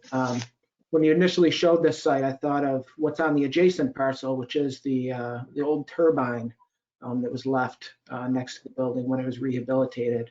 I know I've stopped a number of times when walking down that sidewalk, and I think many people pause there, and I think this will create a place for them to pause. I wonder if, where you're showing that consistent screen or buffer between the 2 properties, perhaps that wants to be pulled back from the sidewalk there to really open up the view to that line, because it's a pretty interesting thing. That's a good comment, Tim. Yeah. One kind of more detailed site comment. I think you showed a number of precedents, including the 70 Summer Street across the street, the corner, the idea of the chamfered corner. One of the things those buildings do, and I think 70 Summer Street does, is the chamfer actually carries through to the sidewalk, so people can kind of cut the corner as they come around the corner. And I think as you look closer at the sidewalk width and how that's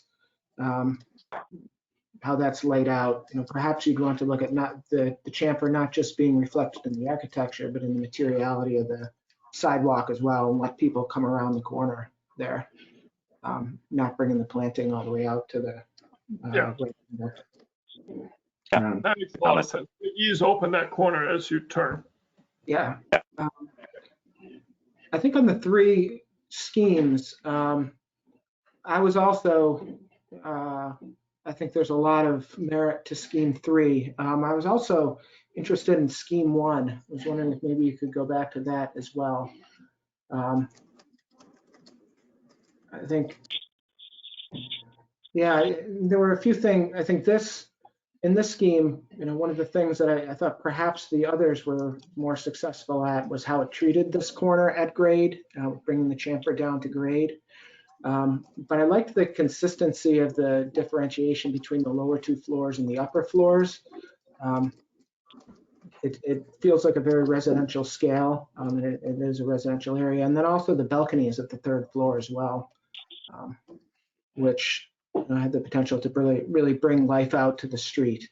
For the lighter color material, that you described that as a fiber cement panel, maybe an Oco skin. Could you talk a little more about that? Would that be a face fastened panel or?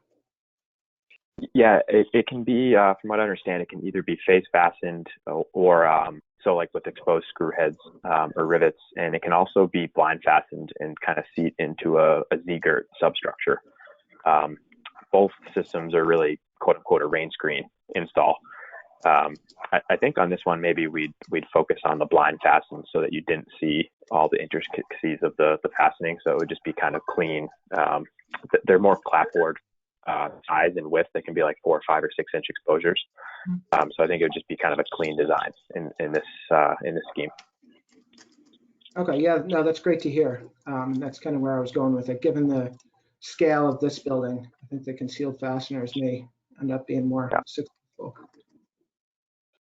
I don't know whether my audio is better. Is it better or no? Yeah. That's much better. Much better, Frank. Thank you. All right. If you go to 834, the sheet 834, one of the things that I wanted to just point out, I tend to agree with my colleagues. I believe that option 3 is actually the most successful of them all. But Tim brings up an interesting point in some of the values of option 1 that I like. But if I were to bring some of those values to option 3, one of the problems that I'm having with option 3 is the gray brick columns. Brick kind of doesn't want to do that. Brick kind of wants to work in a different nature, supporting something, and you're using it almost like columns, and it just ends. And I kind of want to, it just kind of doesn't, I don't see that as a function that it wants to be. It kind of wants to make an arch, support something, be a podium, have a little bit more completeness to it, and work to its true nature. So I think that being this a preferred option from my perspective and from some of my colleagues, I think that if you can take that gray brick and try to do some of the architectural components that some of the other options have, in which bring the true brick nature, supporting something and not just ending, and that's it. I think it would kind of be more successful. Yeah, no, thank you, Frank. I think that's something we definitely look at. I think generally, I'll speak for the team. I think we all like option 3 as well. And there are components, I think, of option 1, to Tim's point, that may translate through to almost a hybrid approach. And maybe in this section 2, Ryan, we get rid of the brick on the corner element and really just have it on the 2 flanking, and maybe it's, I see Deborah's head shaking up and down. Yeah, I was going to say option 2, we tried just that, which was precast columns in lieu of the brick, which I agree with Frank. It's I'm not going to say a misuse of brick, but it's odd where brick just is kind of used as a pier and it's not properly supporting anything architecturally. Or maybe your rain screen just comes down to really just end it and really create just a better separation of that. Just so that it has that. But I think that begins to create a clearer separation and a true use of the materiality. The one thing that I like about 3, but I don't like about 3, I will just let you know. I think that on the sides, your bay windows, the darker bay windows, I think the bay windows on the corner piece are successful, but the ones on the side, to me, they seem more ornamental and like gratis, let me put a bay window. and it doesn't seem to be very well developed within the overall thing. It's just like, let me put a bay window and this is what it's going to be in a contemporary context. It works really well on the corner white area as it goes all the way up, and it has, but when the scale of it on one level on the further ends, to me, it's not fully developed and it's not successful. Yeah. Do you think that's a place where they could introduce about the balcony from option one? Maybe that's a way to kind of mediate between that and then the upper level of the seat at the roof. Yeah. You know what? One thing I personally like about option 3 in the flanking bricks is going to that 6-panel window, because I think that really helps create, you know, the almost like the 3-building look. And maybe, Frank, to your point, that bay, single-story bay, really isn't fitting the nature of everything else going in that section of the building.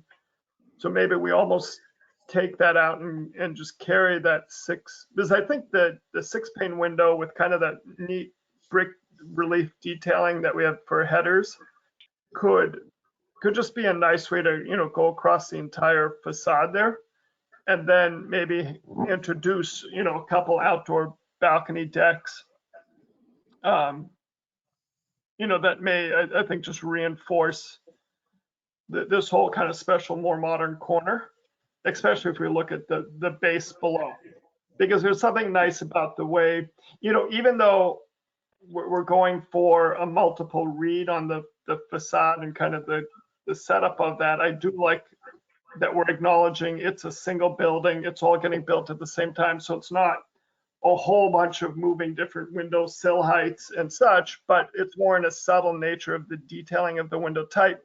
If you zoom in there, Ryan, if you don't mind, on the right side, you can see the head and the sill course, even in the 3D. Oh, sorry. Yeah, sorry, I'm trying to zoom here. Oh, I know, sorry, with the thing. Or you could go back to the view and everybody can just put their eye closer to the screen. There we go. Let's try that approach. A manual zoom. But the head, if you look where Ryan's cursor is in the 6-panel window, right? The head and the sill course to the modern window. The transom panel courses to the transom, but then we interject at kind of a nice proportional nature, the 4/2 there. And so I do think, you know, when it's built and it's set up, you know, it's very deliberate, but there's a nice subtle shift to it. And I believe you can definitely work it out and come up with a better option. The last thing that I was going to say, and it was going to be in comments to what Tim said and to Andrew, and I want to hear their comments. I also really like the idea that you're creating this public space niche. And the challenge that I would say, and Tim and Andrew, I don't know how you feel. I mean, it still feels like it's part of the building, right? So sometimes how do you make something that is so part of the building feel that it's still public and people can just hang out without feeling that they're intruding in somebody else's property, right? Does it still feel like, oh, there's bike racks there, do they belong? I don't know whether maybe that's just me overthinking it. I like the idea, but I want to make sure that it does function as a public space and that people do not feel that they're violating a space that belongs to somebody else and it never gets used because of that. Let me interrupt for just a quick second. We have a question from staff. Dan, is there something that you needed to ask? Can you hear? So this is Senior Planner Dan Bartman. I just noticed my eye caught something that related to comments from Heidi and Deborah that related to how the buildings meet. If you could go to scheme number 1, the 3D view from the corner. I happen to have, I wrote the new zoning ordinance, and yeah, you do exactly what Heidi was and Deborah were bringing up right there at the transition. There is like a little notch. I can tell you from writing the standard, we appreciate when the two buildings physically meet each other without a third element that divides them. But so my eye just caught the fact that you did exactly that. You provided a notch like Deborah and Heidi brought up, but it is related to the actual materials of the building. I just wanted to highlight that you have an example already in one of your designs. Yeah, thank you. For the sake of conversation. So is that, so just to point of clarification for us, would that be something that's a successful element to maybe carry into a hybrid option 3? That's outside of my purview. I was just pointing it out because the other commission members identified that technique. Got it. Thank you. From my perspective, I would say yes on that Yes. front. And Yes.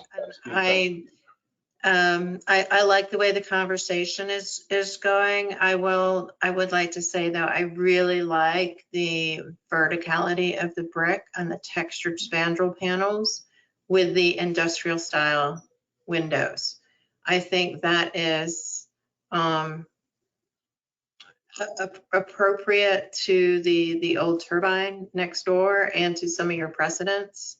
And so I do actually appreciate that. The conversation about the second floor bay, I agree with Frank. It needs a little more exploration, but whether the height of including a handrail for a balcony on the third floor is enough, I'm not sure, but I've enjoyed this conversation. And thank you. Yeah, I think, and just sort of doubling back to Frank's question in terms of the parklet, I think it's always challenging to make those places feel public. I think Henry Hansen and Magoon is the only park in Somerville that's even remotely close to this scale, and I'm always surprised that people are using it. I think having the bike fix station in there is a nice amenity that makes it potentially usable for the greater public. Also, jumping up to Tim's comment about chamfering the sidewalk, I fully agree with that on that corner. I think that would make a big difference for that space. Yeah. Yeah, if I can piggyback on this little parklet area, this seems like a great space to put a large tree. There's no conflict with the garage below. It's public. You can provide, a tree as a public benefit. That, this is, instead of just cramming trees on the one side of the property, this is one space where the tree will have ample space to grow and fill in really, really nicely at the corner of your property. Great, thanks for the comment, Courtney. I agree with that, and in coordination with wherever the street tree is too. Yeah. So should we make a recommendation for the option? yes, so we have, as Dan had outlined, so I need a motion to recommend a particular option to move forward with. Motion to recommend option 3 with comments. I second that.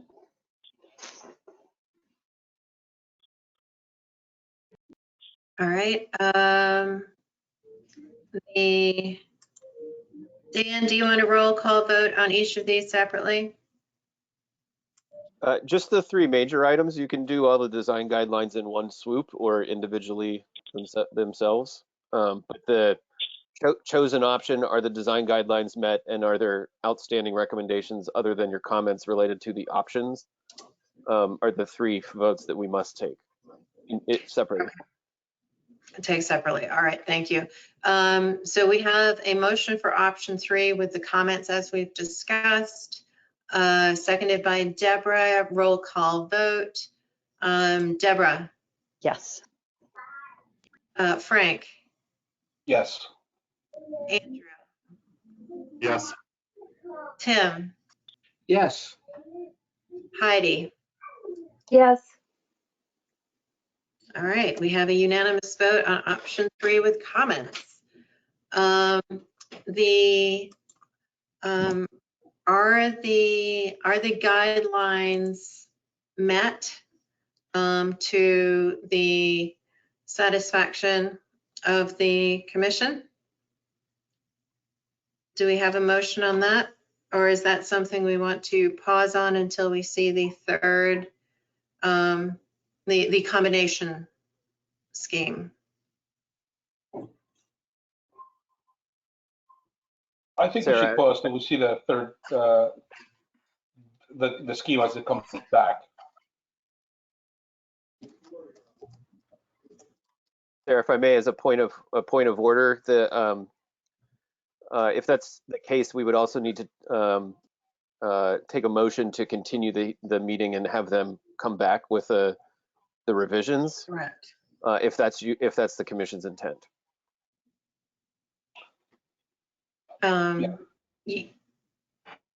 Yes. I move for the owner and the architect to come back and present the preferred option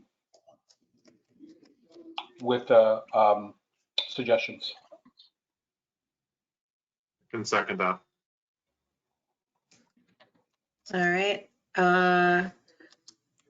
Roll call vote. Deborah.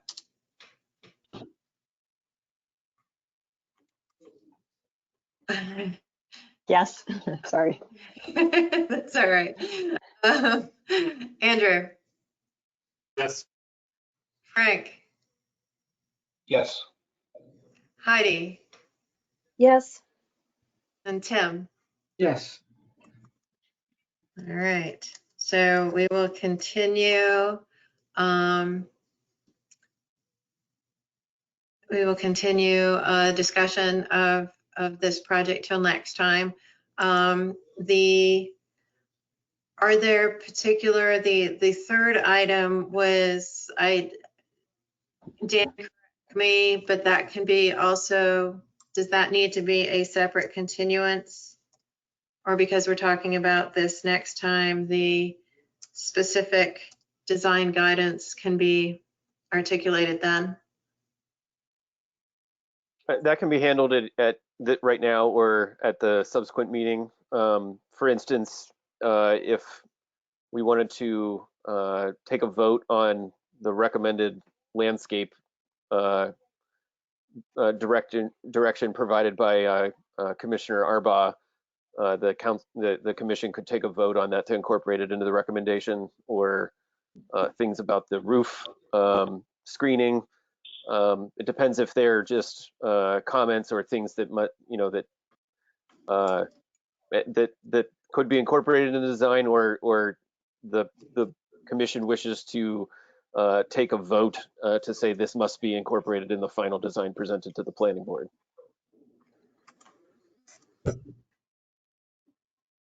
It's based on really the weight of the intervention being sought by the commission.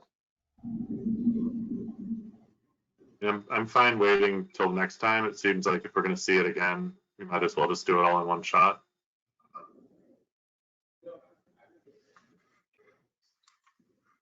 I agree. I mean, I think that we made a lot of comments that I would like to see developed.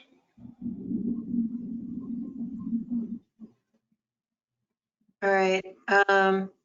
So then I think we need, if I'm understanding correctly, I need a motion to also continue the discussion of additional guidance until the next meeting. You don't need to take that. Yeah, Okay. That one's just on the table, outstanding until the next meeting. Right. Okay. That's what When exactly is that next meeting, guys? The 9th, 2 weeks from today. Thank you. And if you needed more time than that, it'd be 2 weeks from that day too. They're every 2 weeks. Got it. Thank you. Ryan, do we want to say that works, or? Dan, would this be treated like our previous submission where we have to be in 7 calendar days in advance? Or that's for the commission's sake. If the commission's willing to give you more, like until Friday, they could indicate so. We typically do that so that they have time to review between receiving the materials and the actual meeting date. I think that would be fine since we had a comprehensive presentation today. Thank you. Thank you. With that, I think we can certainly target the next one, and if things change, you'll hear from us, I think. Awesome. I think the next presentation could really just target the changes and just to move it along a little quicker. Yeah, I think we'll hold right into that. So we'll make glance over all the other stuff. We're just keeping the back of the packet, but I think dive right to these perspectives and elevations. All right. That sounds great. Thank you very much, team. Thank you. Thank you Thank all. you. Thank you all. Thank Have a good you. night. Have a good night. Good night. Thank you. Thank you. All right, one more to go.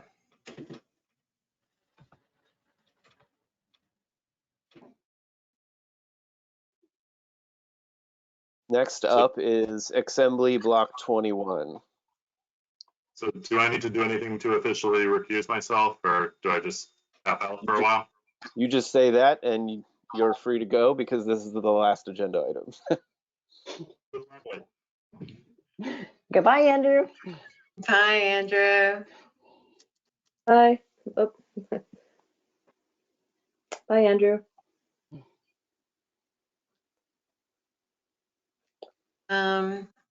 Okay, is Assembly Block 21. Now, as a brief reminder, this is the project that is beholden to the previous zoning's PUD. So it's as Dan said at the beginning, it's going to be a little bit different. But Dan, is the team ready? I assume Sal and Ed are both. Yeah, we're here. Go.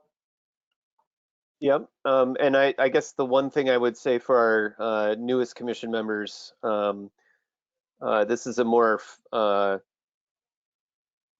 final type of design review. Frank and Deborah, you have lots of experience with this under the former ordinance. Tim, I'm sure that you've witnessed prior design review from during the old ordinance. It's more about providing final guidance for that must be incorporated in the design, rather than early in the evolutionary process like under the new ordinance.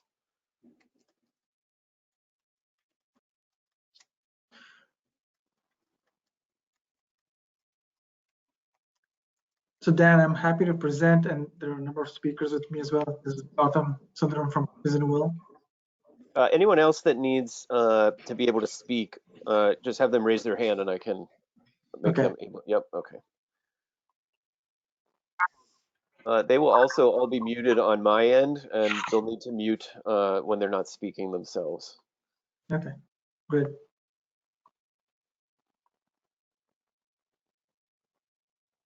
All right. Should be good to go. Okay, hopefully all of you can hear me and see me as well.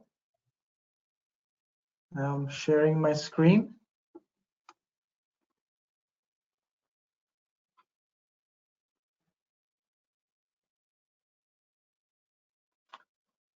I've lost my. Okay.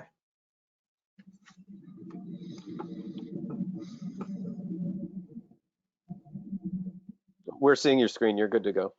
Okay, excellent. Well, home stretch, as Sarah just said, and thank you everyone for staying back and really appreciate this opportunity. And hopefully Ed McDonald is also elevated to be a presenter too, and I would like to turn to him to give a little introduction on the project and the team.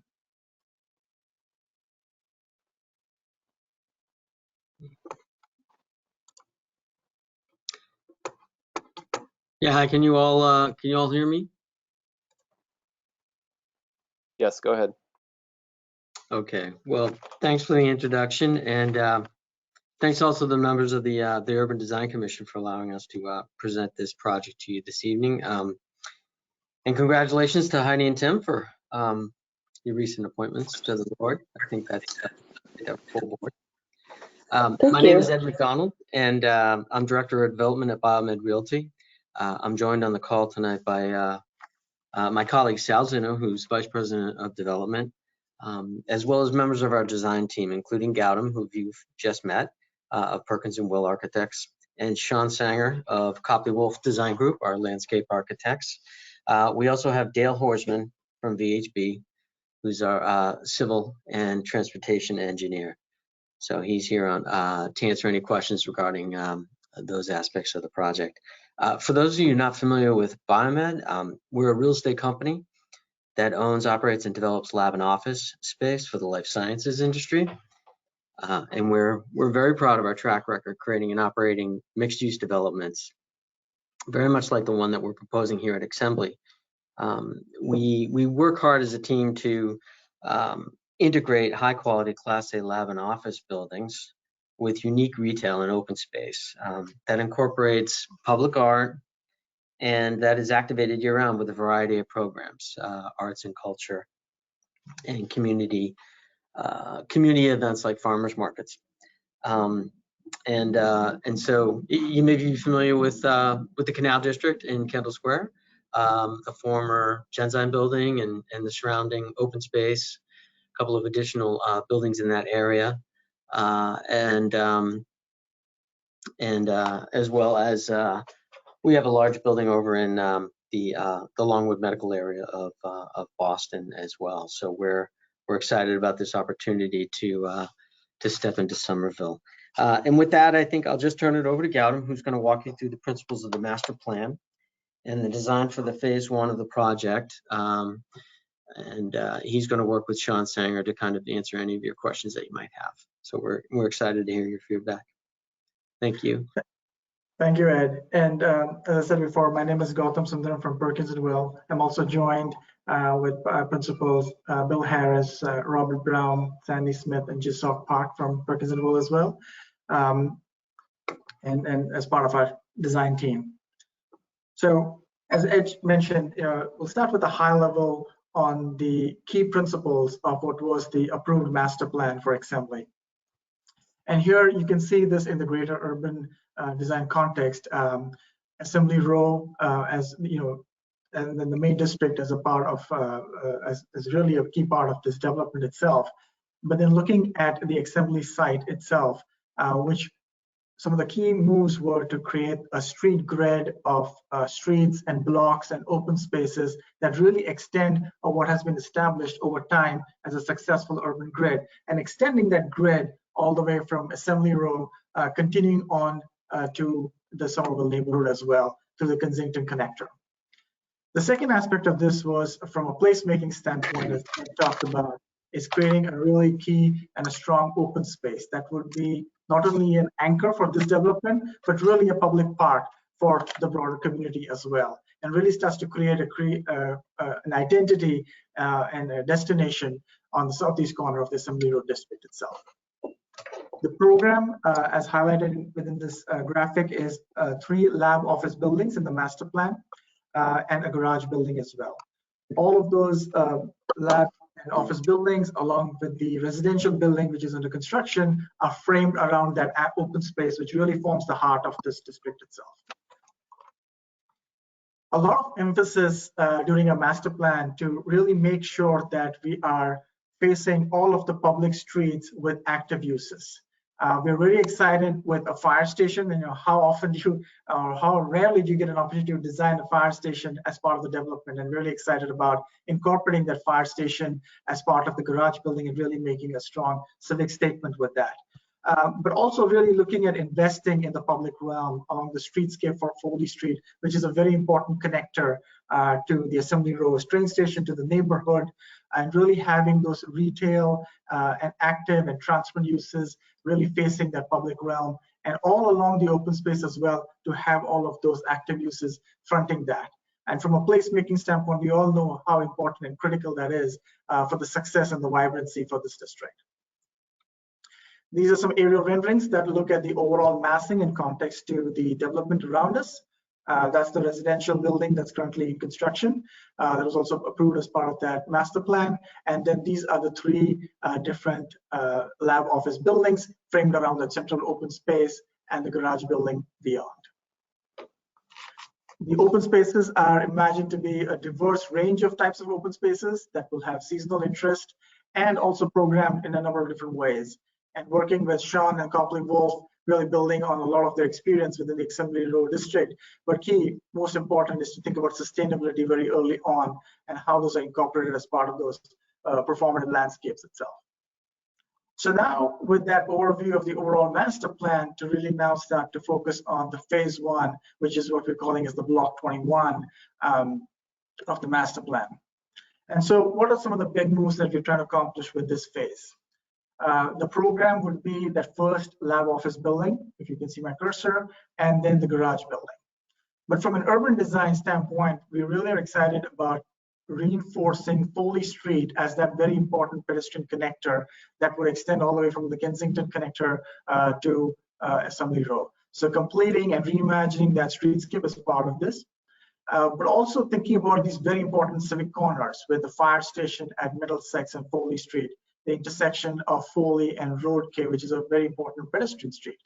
That leads us to, and then also then to the open space, which will then transition to meet with 5 Middlesex.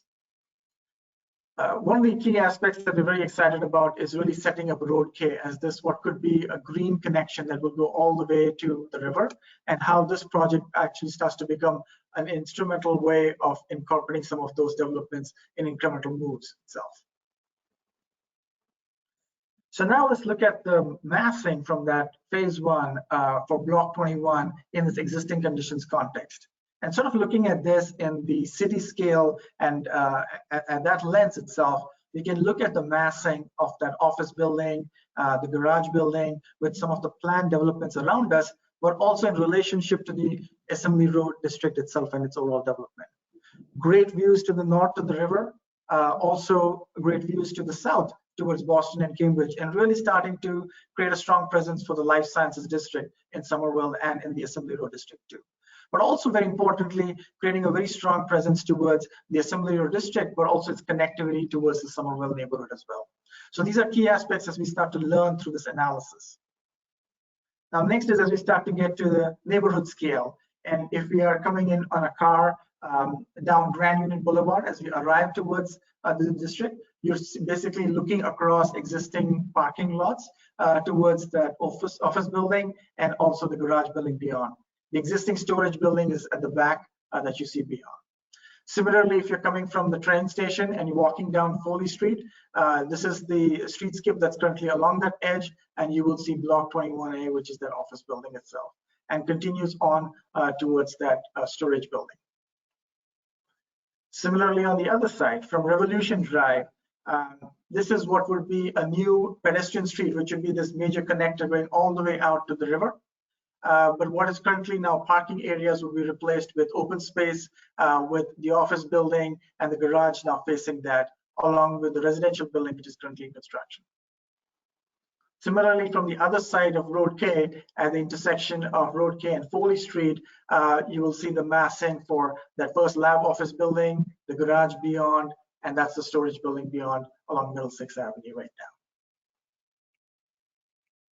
And then lastly, from the neighborhood side, as I come through the Kensington connector and make my way through to Middlesex Avenue, this would be the view of the garage building that we would see, which would have the fire station. And then similarly, as I turn the corner and look up Foley Street, you can see the train station all the way at the end of the Foley Street. But you also start to see what the extent of that streetscape currently is and how important it is to invest in that streetscape as part of this project to reinforce those connections and those moves. So we're thinking with a lot of these observations of how the existing conditions informs our planning and looking at the next iteration of advancing for phase 1, we develop a series of massing options for that block 21. One option looked at really stacking the massing for the lab office building in a horizontal manner to really break up that overall linear mass of the building. The second was to create a much more sculptural and a folding facade that would be responding towards a Road K and towards Assembly Road district. And then the third option was to really take the overall massing and to break it up into 2 vertical masses, which we call as the shear, and really start to break down the scale of that overall mass. Through many conversations with the city planning staff and internally and with the client, we really were leaning towards the third option, which is here, and really want to do to advance that further and share those explorations with you today. So here you see a series of diagrams that really illustrate our thinking and approach, starting with the first diagram, really looking at the overall lab office footprint that's highlighted in the bluish color, and looking at how we took the overall mass and really broke it up into two vertical masses. One as it responds towards the Assembly Row district, and the second as it starts to respond towards the highway and the Somerville neighborhood. And then we extruded these to start to create a much more of a vertical separation between them and really make them as distinct masses. Then the series of moves led us to elevating that overall mass to create a very distinct, what would be a distinct ground plane and an active ground plane that really terminates with what would be a very civic gesture for the garage, and to really create a very distinct base, a middle, which would be the office, and then the top, which would be the penthouse. And that would be keeping in with the urban design guidelines for the entire urban Assembly Row district too. So with that massing option really overlaid now on the overall existing conditions and composition of what's happening around us, this is the residential building in construction right now. 5 Middlesex Avenue would stay in this current condition, maintaining the existing parking areas, but really starting to reinforce Road K as that pedestrian street, reinforce Foley Street as that connector towards the Somerville neighborhood, and then really making that ground plane as active and vibrant as we can, that engages with that public realm and that strong civic anchor at the intersection of Middlesex and Foley.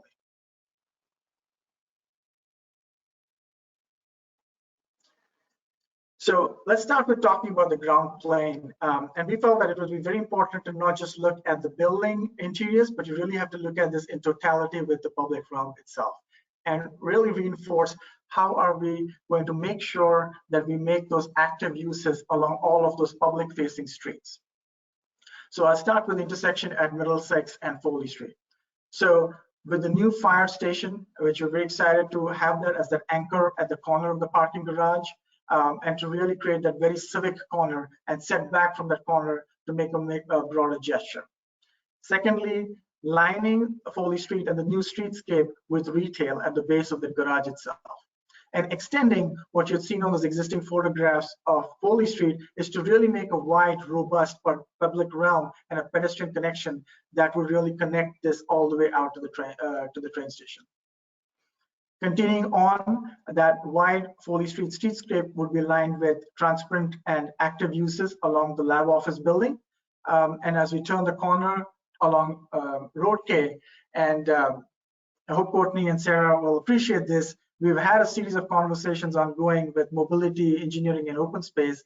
And one of the great conversations has been leading to really think about how Road K evolves, also through the neighborhood plan, to really make that a very wide green connector that connects the new open space all the way out to the river as well. So we really made that as a wide, robust public realm itself that really allows it to be an outdoor space that extends out and you can have outdoor seating.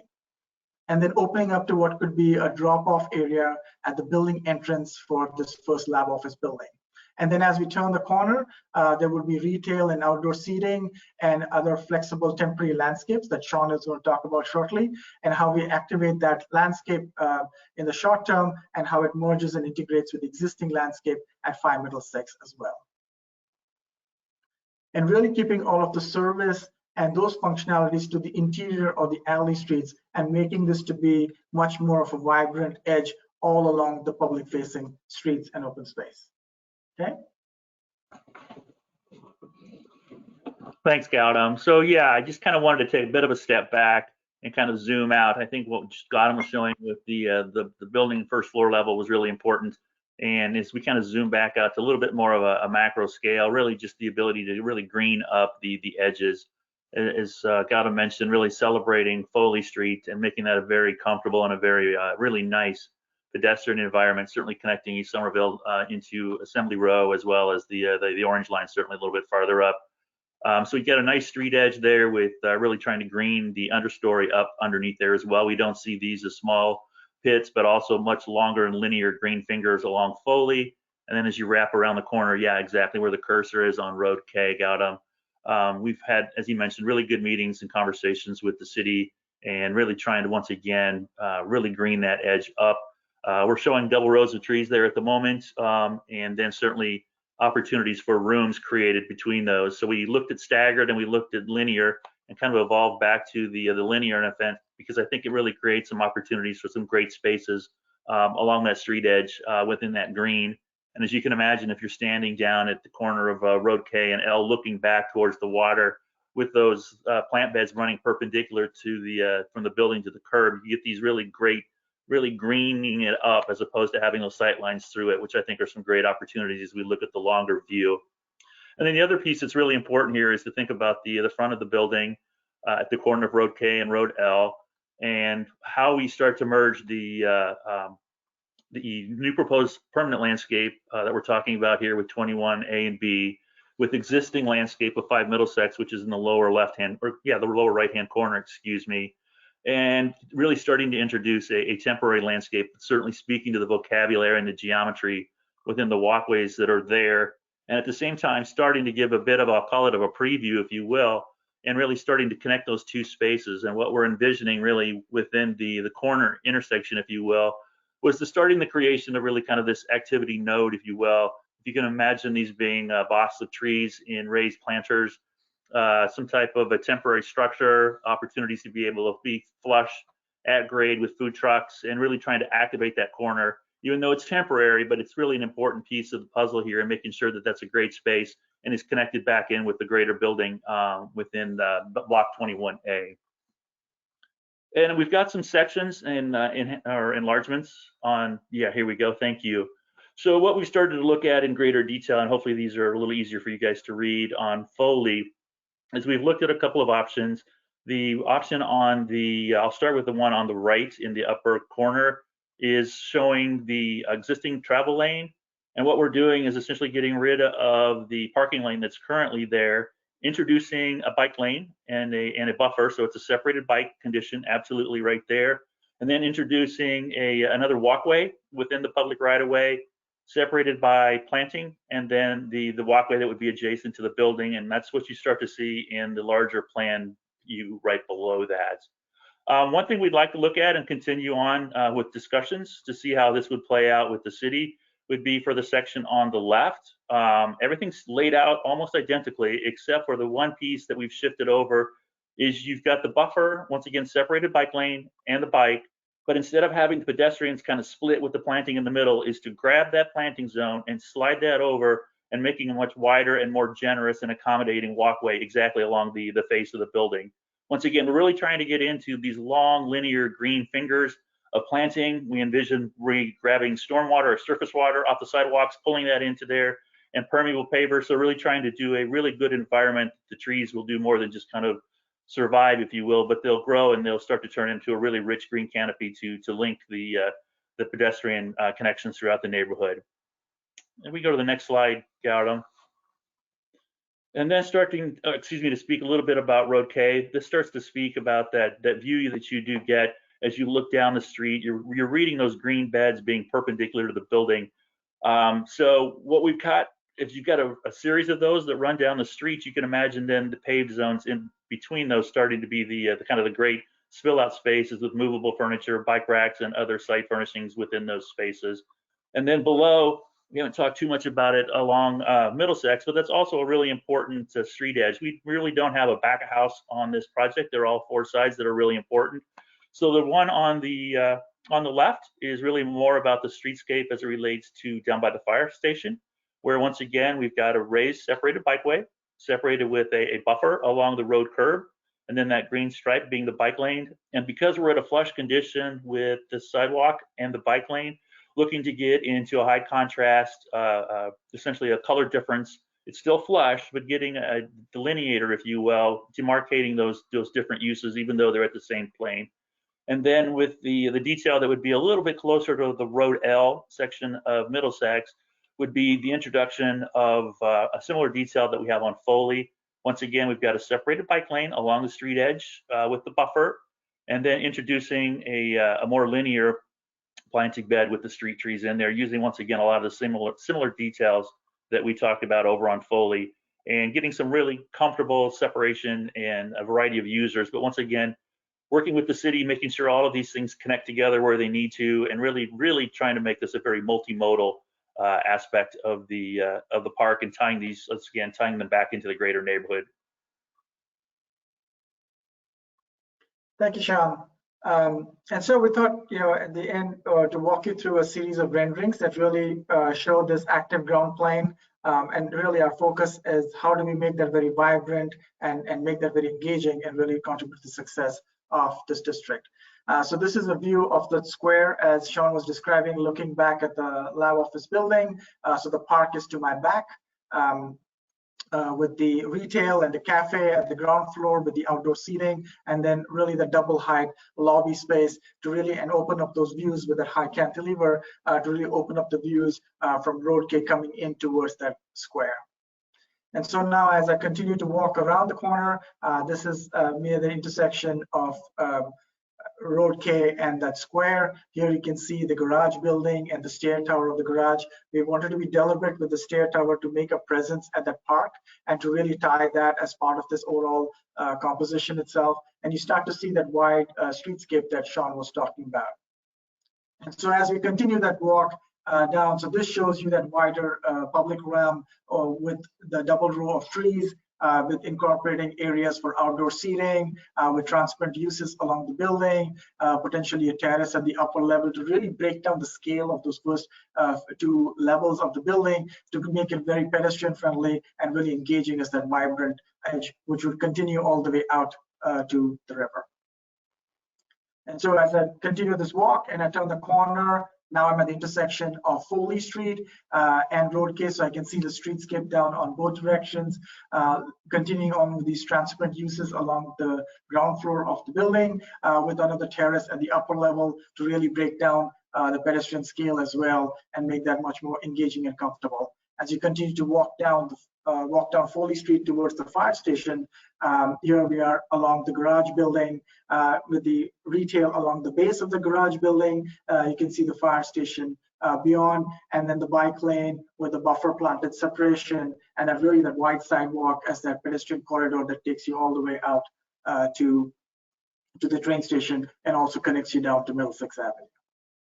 So finally, as we turn around and sort of look at the overall composition of the garage building and also with the lab office building, this is when you come out of that Kensington connector and you really see that civic moment with the fire station and really celebrating that corner with the stair tower, but also a great opportunity from a branding and signage with the fire station. We've always been in love with the idea of the engine 47 or a symbol number that would be branded. That also brings in a relief of a different material and texture, but also looking at the ground plane, really look at the base with the retail that continues along the garage building, but also beyond to the lab office building as well. You see the 2 distinct masses that we've broken up for the lab office building.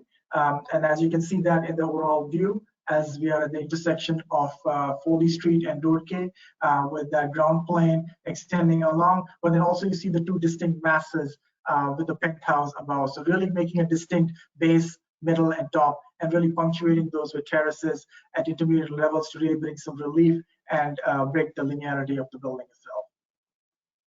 And then finally, as we completely turn our corner towards facing the park, this is building A and the garage as it's going to be facing the park and that temporary landscape in the short term, but really opening up the southern sides for views, but also with solar shading devices.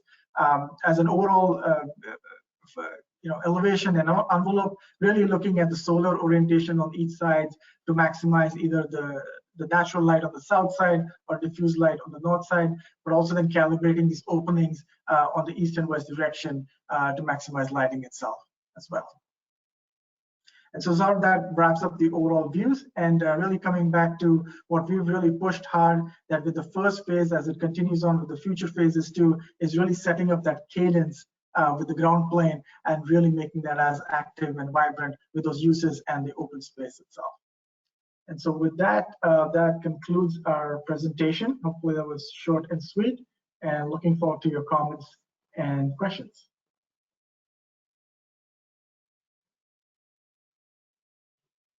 I just want to say, Gautram, how much I love that graphic. That is such a really explanatory, more than diagram of sort of the inside, outside, and the public realm. I appreciate that a lot. That's very explanatory.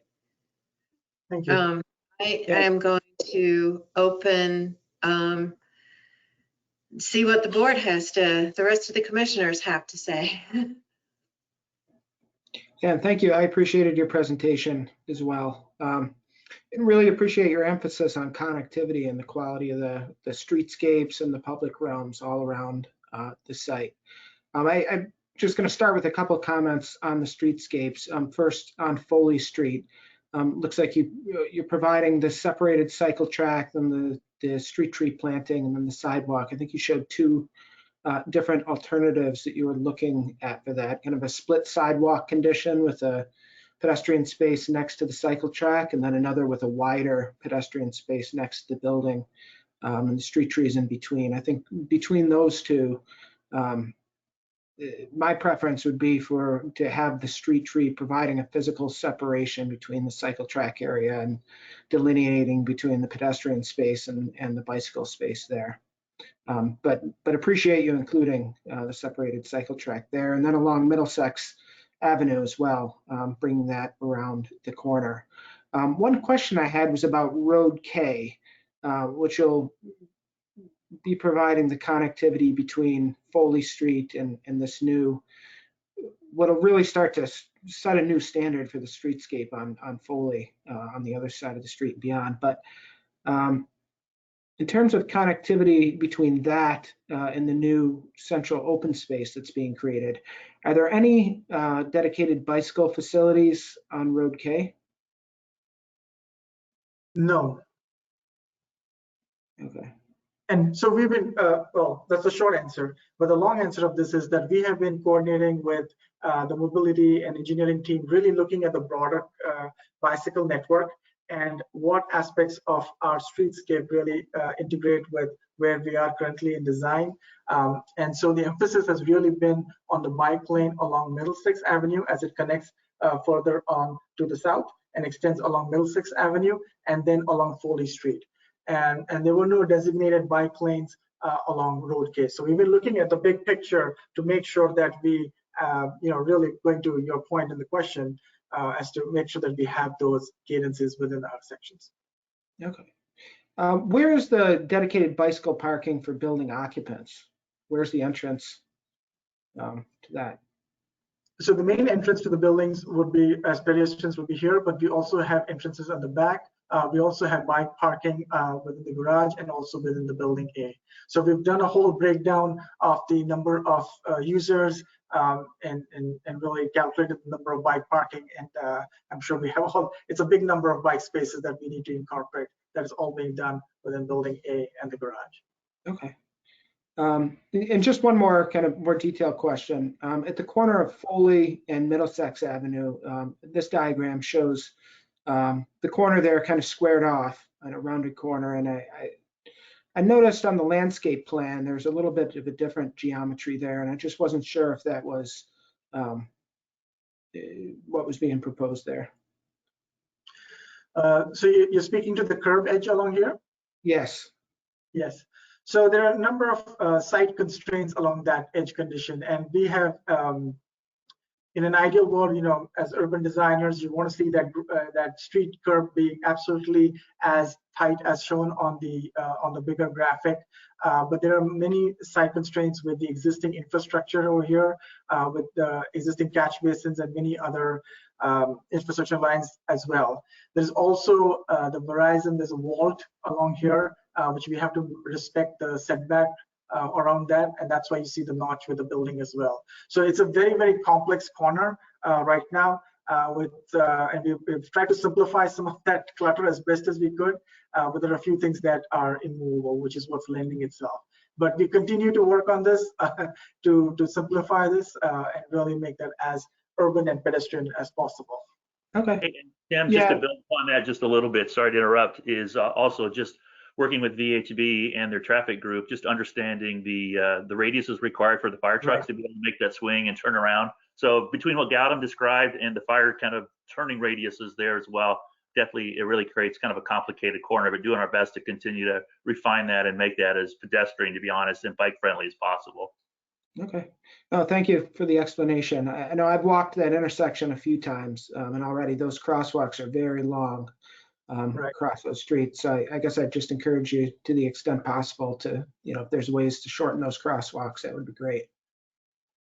Yes, and to that point, we are, looking at removing an existing right turn lane along Middlesex Avenue, and also by taking out that parking lane along Foley Street, we are starting to make that section more narrow from a roadway standpoint and increasing the pedestrian connection. So to your point, reducing the length of the crosswalks is going to be a dramatic change from what is existing right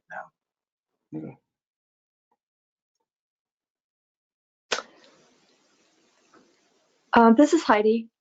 I want to thank you for your presentation. Also, it was very, very clear, and I felt like there were moments in it when I could really feel myself in front of the building and sort of under those trees walking by, and it feels very open, very welcoming, I should say. And so thank you for that. And I just wanted to ask a question about the landscape as well. The temporary landscape area, I'm just going to turn my camera on so you can see me. There we go.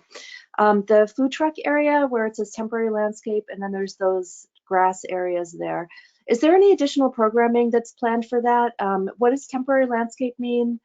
Are you intending that people sit in the movable furniture below trees when they're taking their food from the food trucks? And I guess I'm thinking a little bit about other outdoor parks I've used. I guess I'm specifically thinking about Post Office Square and just the way that landscape is kind of activated with different kinds of benches and stuff along the side, and places, sort of more private places. It feels very open, and so I'm just wondering if you could speak any more to the intention behind that landscaping. Sure, Sean, do you want to lead that conversation? Yeah, sure. Absolutely, Heidi. I think those are all really good points and things that we've been obviously thinking about and continue to think about within the space. But we definitely know that this being temporary, eventually there will be a second phase of this project, and 5 Middlesex will eventually go away with the larger green space that will be much more designed in a later phase that Gautam showed in the very beginning as part of some of the PUD graphics. But in the interim condition, I mean, we certainly would envision this being a pretty active spot. I mean, lawns typically have a feeling to being really passive, but I think during certain times of the day, the notion of having the food trucks there, I think will support with a more variety of grab and go kind of food that would be certainly, I think, a really good thing, and some diversity, if you will, of lunch kind of elements. And you're right. I think the ability to sit underneath the trees, we envision these being raised planters, if you will, with the trees in them. So you start to get that really green canopy in that area. But I think the other things to think about is the food trucks were to go away, and whether it's in the evenings or weekends, if there's different other kind of activities, we could certainly see that turning into, I could see a big movie night. I could see performances going on, plays, or small kind of gatherings. And just thinking about the kind of the AV infrastructure we'd want to think putting in there. I think a lot of the things you mentioned over at Post Office Square, back in the day pre-COVID, and maybe it's even better now with COVID, to be honest, but having outside space, and you could do outside fitness classes, whether it's yogas or more boxing or kind of a little more active. But I think, for me, the goal is to, even though we're showing a lawn, I don't want it to think that it's like just kind of a leftover remnant of lawn. I think having some that's tighter spaces, and we start to get some of those room spaces you talked about, feeling that's a little bit more associated where we've got the canopy and a layer or a ceiling, if you will. And then as you kind of move away from that, starting to get a little more variety in those spaces and their programming opportunities. And that all sounds great. Thank you. And sorry if I missed the future use piece in the earlier part of the presentation. No problem. And if I may add a couple of comments to what Sean was describing, we also have what could be a cafe or a restaurant that's on the south side of Building A with maybe a fitness above. But the goal is that these kind of amenities would help activate that outdoor space with outdoor seating and really with what could be temporary landscape too. The other thing is, this is also, in a way, it's like an opportunity for us, right? we're going to be back here in front of you with a special permit, really looking at the entire open space and looking at the programming of that. So in the short term, this allows us to really test out what are other successful ways, what works and what doesn't work too. That'll help us inform the overall open space programming as well. Sounds Did great. you talk Thank you. about, did you talk about the timeline for these various phases, you know, the full build of that green space and things like that? I guess I'm just trying to get, you know, understand what kind of durations we're talking for this kind of intervention. Depends how fast phase one builds up. Like 1,000 cells across. But it is complex, as there are many, many approvals, and I'll like Ed, who's probably got the best sense of the overall schedule, to maybe chime in a little bit on that. Sure, yeah. Yeah, Deborah, we're actually moving through the special permit process right now. And we'll be entering that, submitting that in the next month to 6 weeks. We anticipate actually moving quickly with design and getting to a GMP with our contractor this fall, and getting shovels in the ground as quickly as we possibly can on phase one. It'll probably be about a 2-year build for the first phase. So we're looking at fourth quarter of 2023, really, for the delivery of that. And then depending upon leasing velocity, we may immediately, or even before the completion of that phase, we may move forward with phase two. And my expectation is, fingers crossed on kind of leasing, because that will really in large part determine the timing of all of this. But we may move forward with design on phase two if we're getting some movement on the first phase. So, I mean, our goal is to, we'd love to see this thing built out as quickly as possible. And I think the promise of a large public open space that's over an acre that you saw in the renderings and the presentation is one of the most exciting aspects of the project. So we're driving towards that as much as possible and as quickly as possible. Having said that, the temporary landscape is not something that we are just not focusing on. That's something that's definitely going to be robust and programmed, as Sean and Gautam spoke about. So, to Heidi's point, we are going to be diving into that in a lot more detail and just really making sure that we can offer something not just to the community, but also to, hopefully our new tenants in the building. And as Gautam pointed out, you've got the retail along L Street right there. In the future phase, that section of Road L turns into basically what I've learned from Andrew Arbaugh and Sean is called a Wooner, for basically an elevated road, right? That's pedestrian friendly, et cetera. So it's going to be a little bit more of kind of an urban plaza, so to speak, very European in its feel. And so that'll help kind of create that connection across Road L to the public park. But in the interim, Road L will be a regular road, paved, and we're trying to, encourage both the tenants and people who will be kind of frequenting that retail to move across Road L and into the temporary landscape. So, we're open to kind of your, some suggestions on the temporary landscape and how best to program. Well, one thought I have about this is that there's going to be one really sunny spot in that large open space, which is where you have the Bosque. And I think if I'm reading this correctly, my screen's very small and I didn't see it in the package, so I may have some things wrong. But that's going to be a really sunny spot and right in that facade of the building. And just, I think acknowledging that, in New England, there are going to be buildings that are going to shade some of that open space. So, I feel like something special that takes advantage of that, maybe, there is a larger landscape and the offering of shade, for summer, and it's, whatever, it's deciduous. So in the winter, it is the sunniest spot on the site. I think that's going to be I think that's going to make a difference and be one of the more attractive, that part of the park, and also the activity that happens at the facade of the building. The side will be nice, on warm summer days, that, the K Road K side.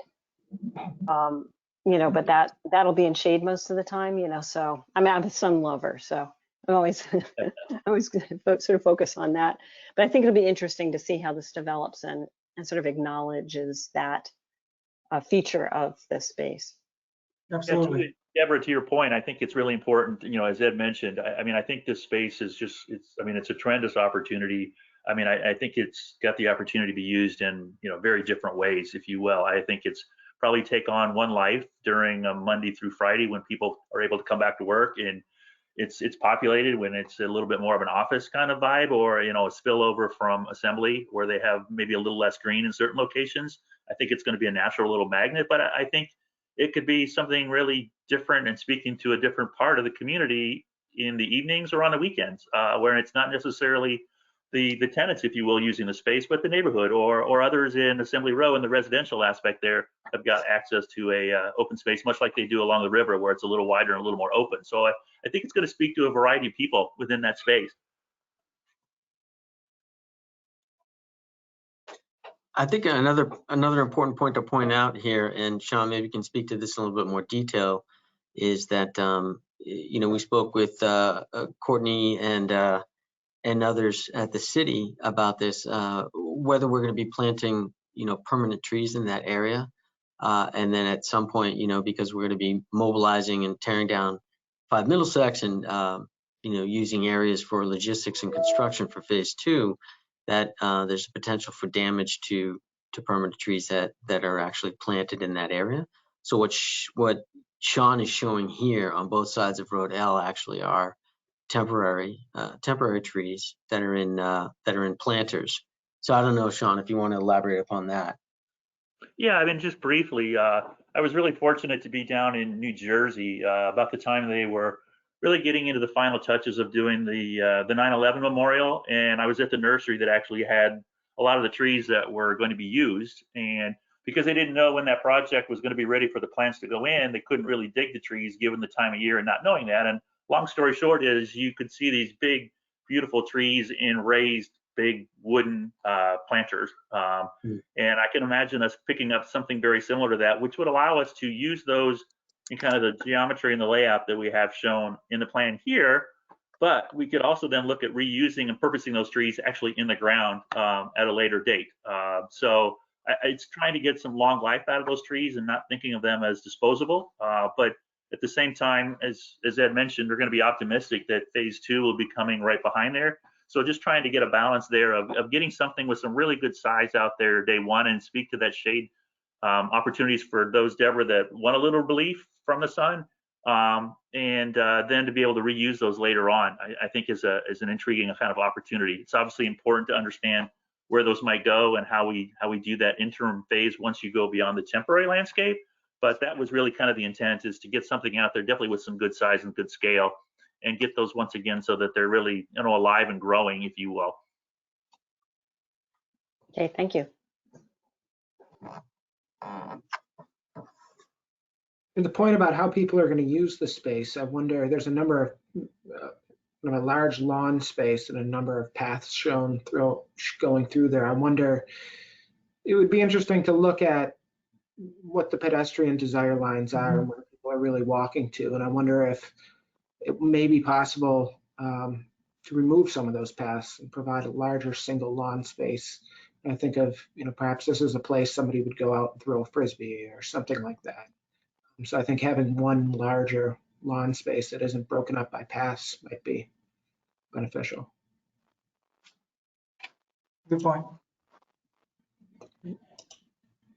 I've never heard the term pedestrian desire lines before, so thank you for that, Tim. That's great. I love it. I'm going to use that tomorrow in a meeting and blow everybody away. That's great. Tim's done some campus work.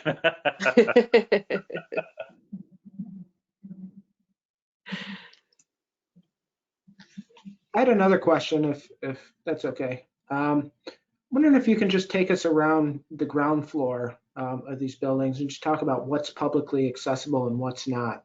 Where's the line between where it will be tenants only and where what's public? Sure.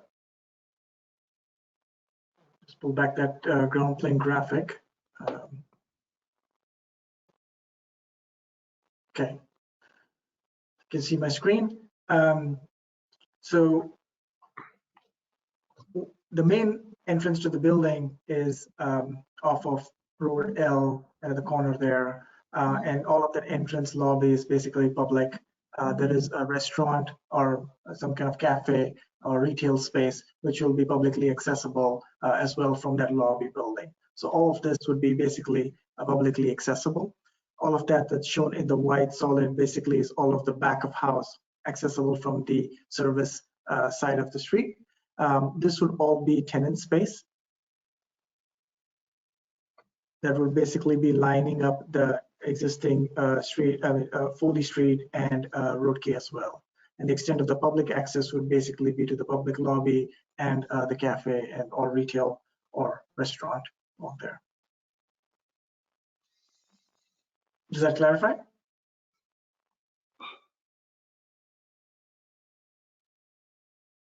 Hey, Gautam, I had a question actually, or an observation.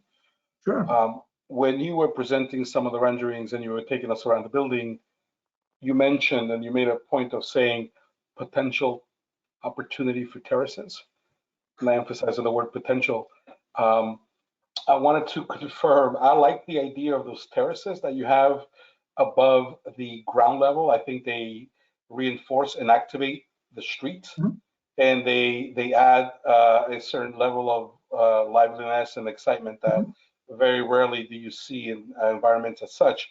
So I want to make sure that the word potentially, and I know that Ed is waiting for his GMP at a certain point, but I wanted to make sure that the potentially is really not waiting for that, but that it's something that it's going to go through and that it goes through and that it stays, because I think it's an elegant feature in a very strong urban gesture.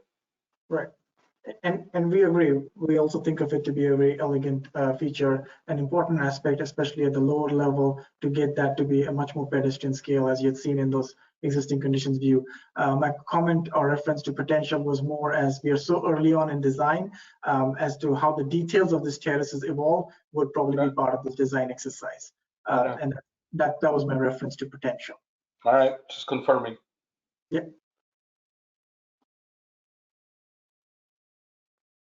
But I appreciate that you were carefully listening to every single word I was saying. So at such a late time of the day, and that's very kind of you. Thankful. Well, the only good thing about this is that when this meeting ends, we don't have to drive away from City Hall. We could just step down to the kitchen and have a beer, right? Yes. So that's a good thing. That is very, very true.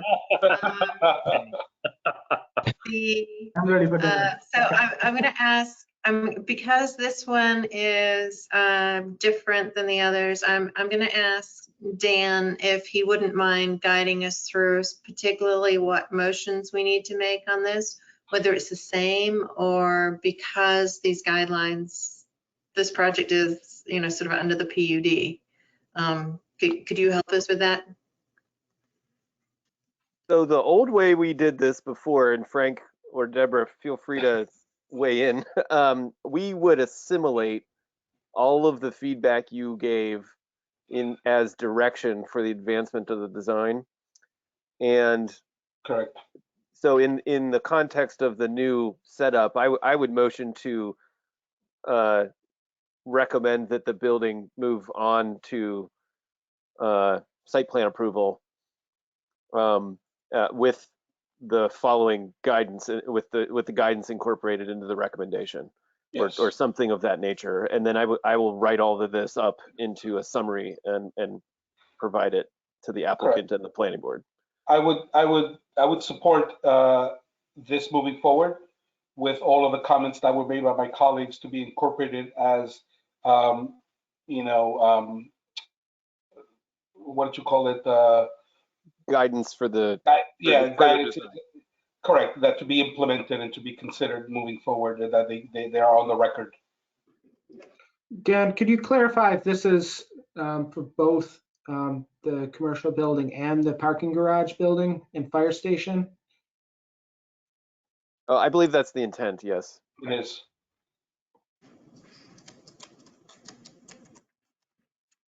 All right, to a second. Second.